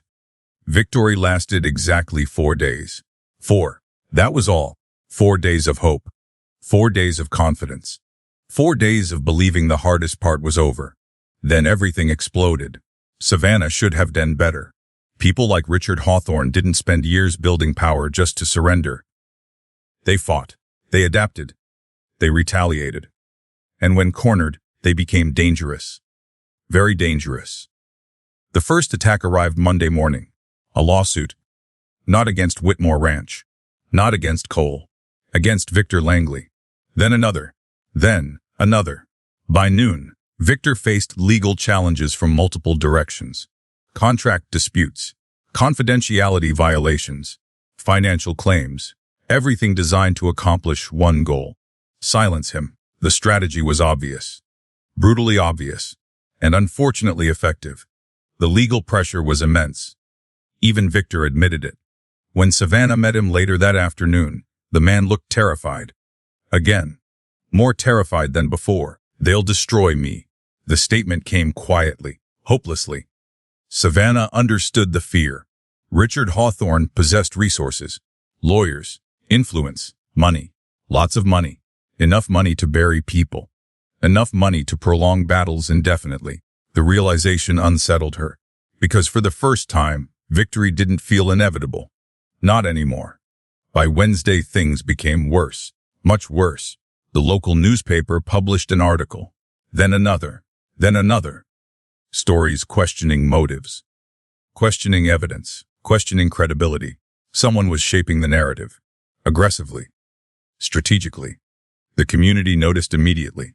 Confusion spread, doubt spread, questions spread, exactly as intended. Cole read the latest article inside the diner Thursday morning. His expression darkened with every paragraph. Across from him, Savannah looked equally frustrated. "It's working." The admission felt painful, because it was true. Public opinion had started shifting, not dramatically, not completely, but enough to matter, enough to create uncertainty. The farmer folded the newspaper, then stared through the diner window. The valley looked peaceful, normal, yet beneath that appearance, pressure mounted everywhere. Richard Hawthorne had launched a counterattack, and it was working. Unfortunately, the attacks weren't limited to newspapers, or lawsuits, or public relations. Friday brought something far worse: a misunderstanding. The kind capable of destroying relationships. The kind capable of destroying trust. The kind capable of destroying everything. Savannah discovered it by accident. Again. Accidents seemed to dominate her life lately. She entered the farmhouse office searching for financial records. Instead, she found paperwork, specific paperwork she wasn't supposed to see. At least not yet. Her eyes immediately focused on a familiar name: Cole Bennett. Then another, a law firm. Then another, property acquisition consultants. Her stomach tightened. Slowly, dangerously, the document appeared straightforward. A contingency agreement. A future ownership agreement. Language regarding land transfers. Property interests. Agricultural holdings. The more Savannah read, the worse she felt. Because one interpretation seemed obvious. Painfully obvious. Cole planned to acquire portions of Whitmore Ranch. The realization hit hard. Very hard. Not because the document proved anything. Because fear filled the gaps. Fear always filled gaps. Especially when people cared. Especially when people loved. The thought froze her. Loved. There it was again. The word she had spent weeks avoiding. The word she could no longer deny. And suddenly the possibility of betrayal felt unbearable. Absolutely unbearable. The front door opened, then closed. Footsteps approached. Cole. Savannah immediately turned. The document remained in her hand. The farmer noticed instantly. His expression changed. Confusion first, then concern, then realization. What are you doing with that? Not the best opening. Not even close. Savannah folded her arms, trying desperately to remain calm, failing. What is it? Cole blinked. What? The document. The farmer looked toward the paperwork, then back at her. Understanding arrived immediately. Unfortunately. Oh. Just oh. Wonderful. That's your explanation. It's not what you think. The sentence appeared instantly. The universal warning sign. Nobody liked hearing it. Nobody. Savannah's frustration exploded. Because exhaustion. Because stress. Because fear. Because feelings. All of it finally surfaced. Then explain. Cole opened his mouth. Then stopped. The hesitation proved disastrous. Absolutely disastrous. Because hesitation looked guilty. Even when it wasn't. The silence stretched. Savannah felt her heart breaking. Actually breaking. The possibility hurt far more than expected. Much more. You were going to buy the land. The accusation escaped before she could stop it. Cole's expression hardened instantly. No. Then why? Because your father asked me. The words landed like thunder. Everything stopped. Immediately. What? Cole rubbed his forehead. Frustration visible now. Real frustration. The farmer rarely showed it. Now he couldn't hide it. Months ago. Silence. Before you came home. More silence. Your father thought the ranch was finished. The pieces began shifting, rearranging, reforming. Cole continued. He wanted someone local. Another pause. Someone he trusted. The truth emerged gradually, painfully. The agreement wasn't about acquisition. It was protection. A contingency plan. A desperate father's last attempt to keep the ranch from developers. Even after foreclosure. Even after failure. The realization hit Savannah immediately. And with it came shame. A lot of shame. Because she hadn't asked. Hadn't trusted. Hadn't listened. Instead, she assumed the worst. The silence afterward felt terrible. Absolutely terrible. Finally, Savannah spoke. I'm sorry. The apology sounded inadequate. Because it was. Cole looked away. Toward the window. Toward the valley. Toward anything except her. The hurt remained visible. And seeing it hurt far more than she expected. Far more. I trusted you. The words arrived quietly. Almost softly. Yet they hurt more than shouting ever could. Savannah felt sick. Because he was right. Completely right. The argument ended there. Not dramatically. Not loudly. Simply ended. Cole left. The truck disappeared down the driveway. And for the first time in months, Savannah felt truly alone. The following days were awful. Genuinely awful. No calls. No meetings. No conversations. Nothing. The absence felt enormous. Everywhere. The valley remained beautiful. The fight continued. The investigation continued. Yet everything felt wrong. Because one person was missing. One person she now realized she couldn't imagine losing. The realization arrived too late. Or at least it felt too late. Meanwhile, Richard Hawthorne sensed opportunity. The division. The uncertainty. The strain. Reports reached him quickly. They always did. The developer sat inside his office reviewing updates. A slow smile appeared. The first genuine smile in weeks. Because finally, the opposition looked vulnerable. And vulnerable opponents made mistakes. Unfortunately for Richard, he misunderstood something important. The strongest relationships weren't defined by the absence of conflict. They were defined by surviving it. Saturday evening brought the breakthrough. Not legal. Not financial. Personal. Thomas Whitmore found Savannah sitting alone on the porch. The same porch. The same chair. The same sadness. The older man sat beside her quietly. No immediate advice. No lectures. Just presence. Eventually, you love him. Not a question. A statement. Savannah closed her eyes. Because denying it felt pointless now. Completely pointless. Yes. The answer emerged softly. Honestly. Finally. Thomas smiled. A father's smile. Warm, knowing, patient. Then he asked the only question that mattered. So why are you sitting here? Savannah looked at him, confused. The older man laughed softly. If you love someone, he pointed toward the valley, toward Bennett Farms, toward the future. Go fight for them. The simplicity of the advice felt almost insulting. Almost. Then Savannah realized he was right. Completely right. The next move belonged to her. The mistake belonged to her. The repair belonged to her. As darkness settled across Pine Valley, Savannah stood, determined, terrified, hopeful, all at once. Because tomorrow she intended to do something far more difficult than exposing corruption. Far more difficult than saving a ranch. Far more difficult than defeating developers. Tomorrow she intended to tell Cole Bennett the truth.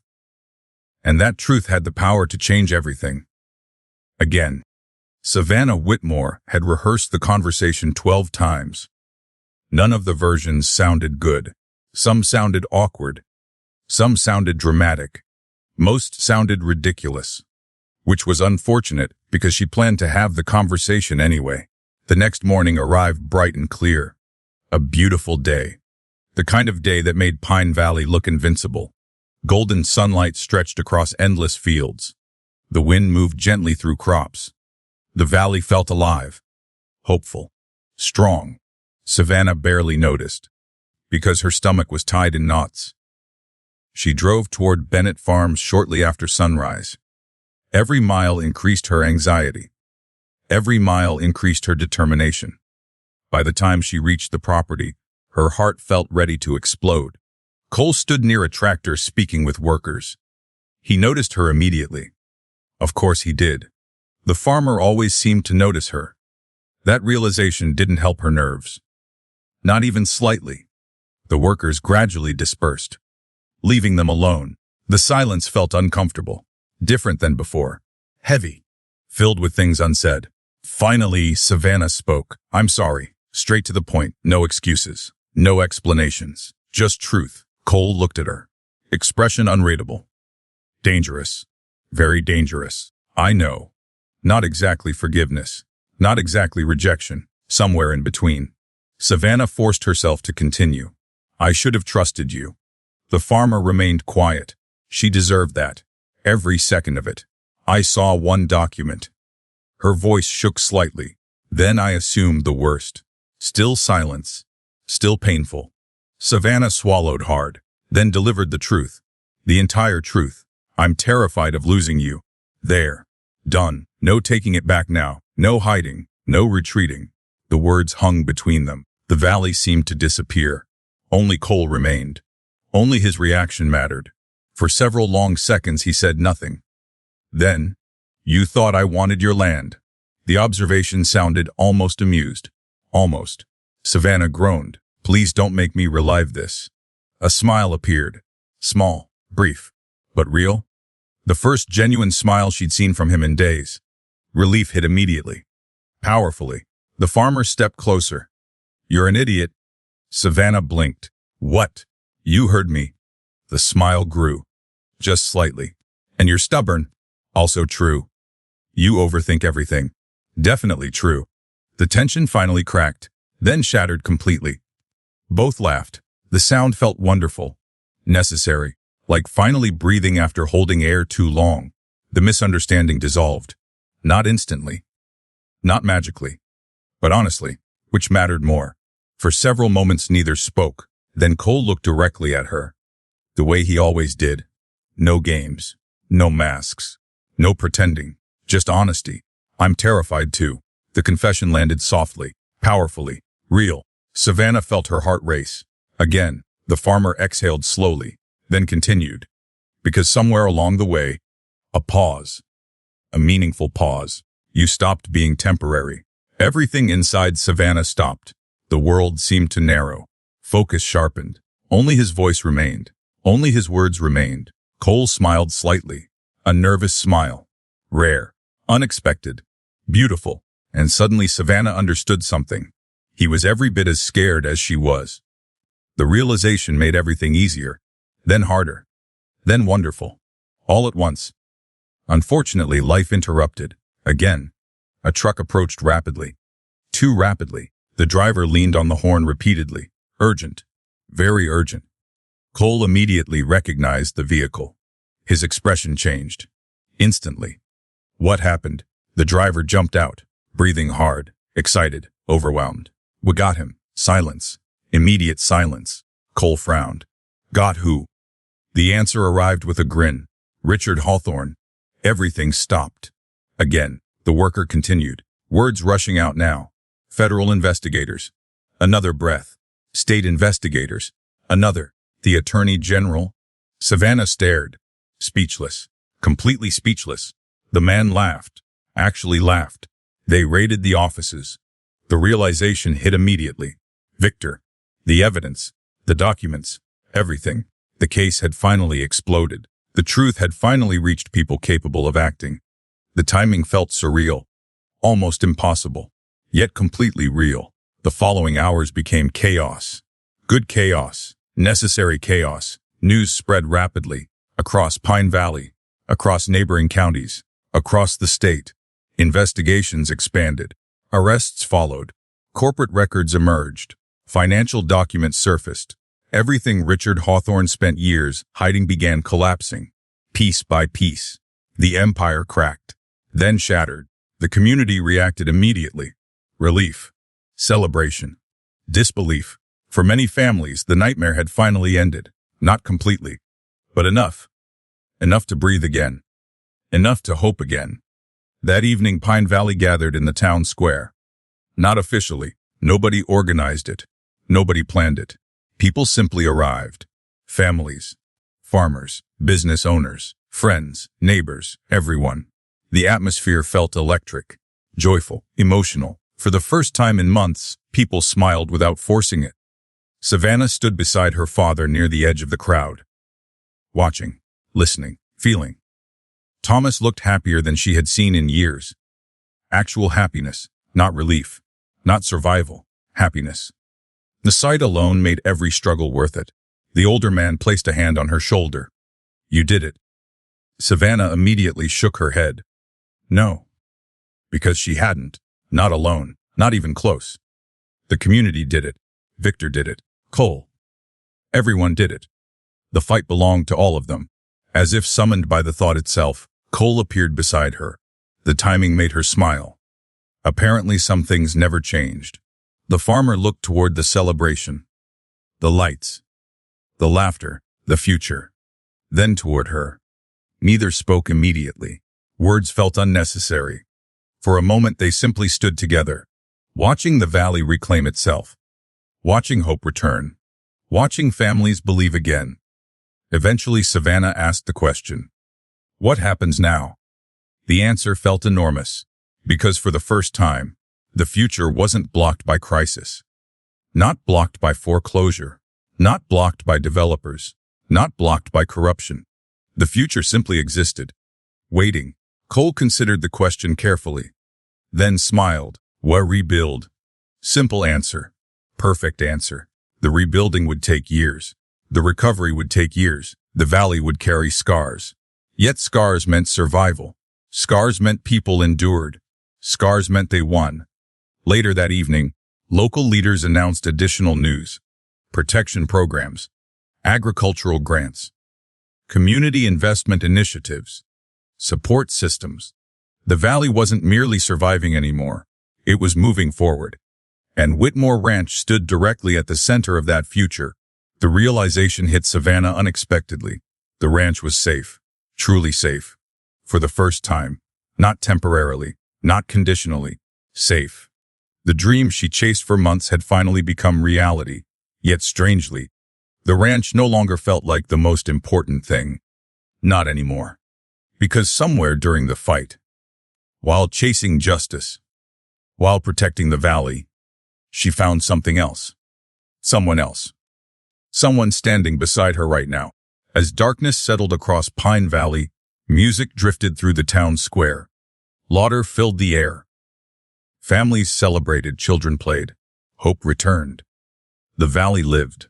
And standing together beneath the lights, Savannah and Cole finally understood something important. The battle for the land was over. The battle for the future was just beginning.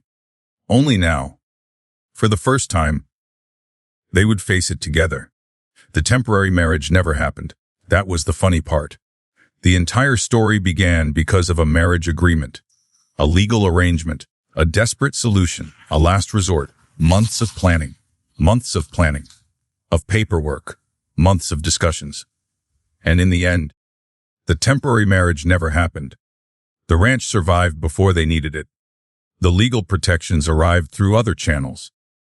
The investigation changed everything. The developers fell. The valley recovered. The crisis ended, and somehow that made everything much harder. Because now there were no excuses, no emergencies, no deadlines, no legal requirements, only choices, real choices, the most terrifying kind. 3 weeks passed after Richard Hawthorne's arrest. Life gradually settled into something resembling normal. At least as normal as life could be after surviving a war disguised as a business dispute. The valley buzzed with activity. Repairs, expansion plans, new opportunities, fresh optimism.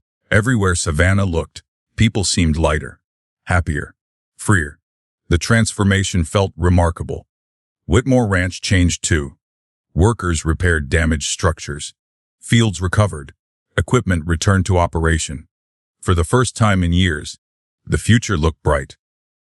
Thomas Whitmore noticed the difference most. The weight he'd carried for nearly a decade seemed to disappear. Not completely, but enough.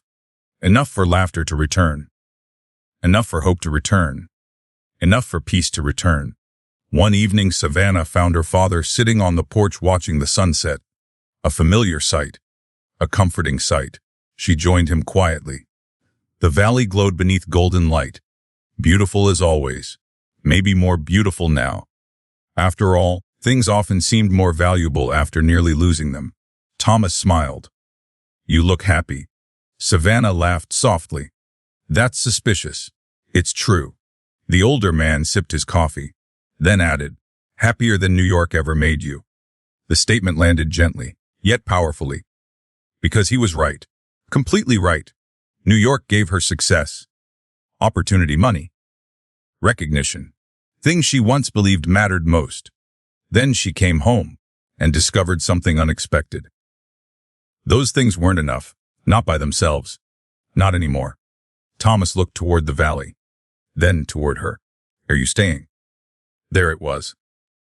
The question everyone seemed afraid to ask directly. The question Savannah spent weeks avoiding, because answering it felt permanent, life, changing, terrifying. She looked across the land, the fields, the barns, the workers, home. Then she smiled. Yes, the answer came easily, naturally, honestly. No hesitation, no doubt, just truth. Thomas smiled, a father's smile, warm, proud, relieved. Then he laughed.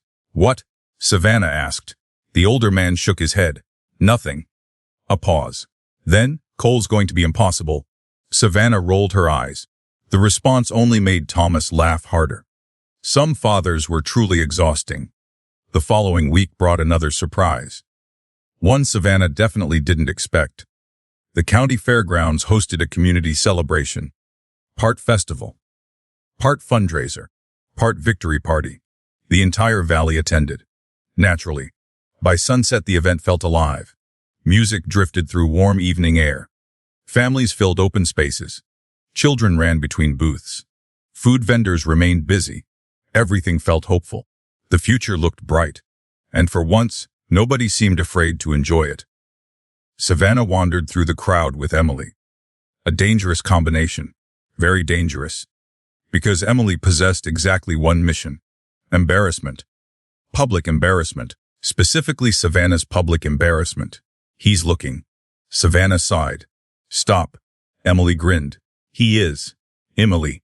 "Definitely looking." The cousin laughed. Savannah refused to turn around. Refused. Absolutely refused. Which lasted approximately 6 seconds. Then she looked, and immediately regretted it. Because Cole was looking. Of course he was. The farmer stood near several community leaders. Yet his attention remained elsewhere. On her. The realization warmed something inside her. A familiar feeling now. Still dangerous. Always dangerous. Emily noticed immediately. Then became unbearable. Completely unbearable. Eventually, Savannah escaped. A necessary tactical retreat. She found temporary safety near the livestock exhibition area. Unfortunately, the safety lasted roughly 30 seconds. Then footsteps approached. Predictable footsteps. Comfortable footsteps. Cole, the farmer, stopped beside her. Neither spoke immediately. The silence felt easy, natural, the way it always did now. Finally, Cole looked toward the crowd. Big turnout. The brilliant observation. Truly remarkable. Savannah smiled. Very. Another silence. Then, I heard you're staying. There it was. The conversation. The real conversation. The one both knew was coming. Savannah looked at him, then nodded. I am. The farmer's expression softened. Just slightly. Yet enough. More than enough. For a moment neither moved. Neither spoke.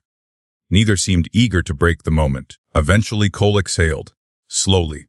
Like a man preparing to jump from a cliff. Then he spoke. Good. One word. Simple. Honest.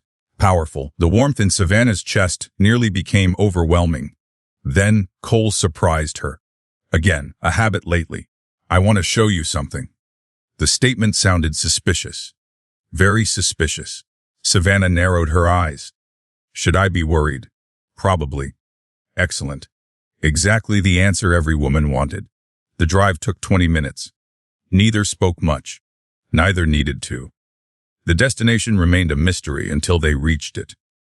Then Savannah froze. The hill. The hill overlooking the valley. The same place where everything began. The same place where she promised herself she would fight. The same place where hope first returned. The same place where she slowly fell in love. The realization hit immediately. Cole led her toward the overlook. The valley stretched endlessly below. Golden fields, rolling farmland. Barns, homes, everything they fought to protect. Everything they saved. The sunset painted the landscape in shades of gold and orange. Perfect. Absolutely perfect. Savannah looked toward Cole. The farmer seemed nervous. Actually nervous. The sight shocked her, because Cole Bennett rarely appeared nervous. Almost never. Now he looked terrified. Interesting. Very interesting. Then he reached into his pocket. Everything stopped. Immediately. Savannah's heart began racing. Fast. Very fast. Because suddenly she knew. The realization arrived before the ring, before the words, before anything. She simply knew. Cole pulled out a small box, then laughed nervously. The sound alone nearly broke her heart, because it felt so genuine, so vulnerable, so him. The farmer looked toward the valley, then toward her, then finally spoke. I had a speech. A pause. I forgot it. Savannah laughed. A tear escaped. Then another. The emotional betrayal felt rude, very rude. Cole smiled, relieved, then continued. I spent months trying not to fall in love with you. The honesty hit hard. Very hard. Didn't work.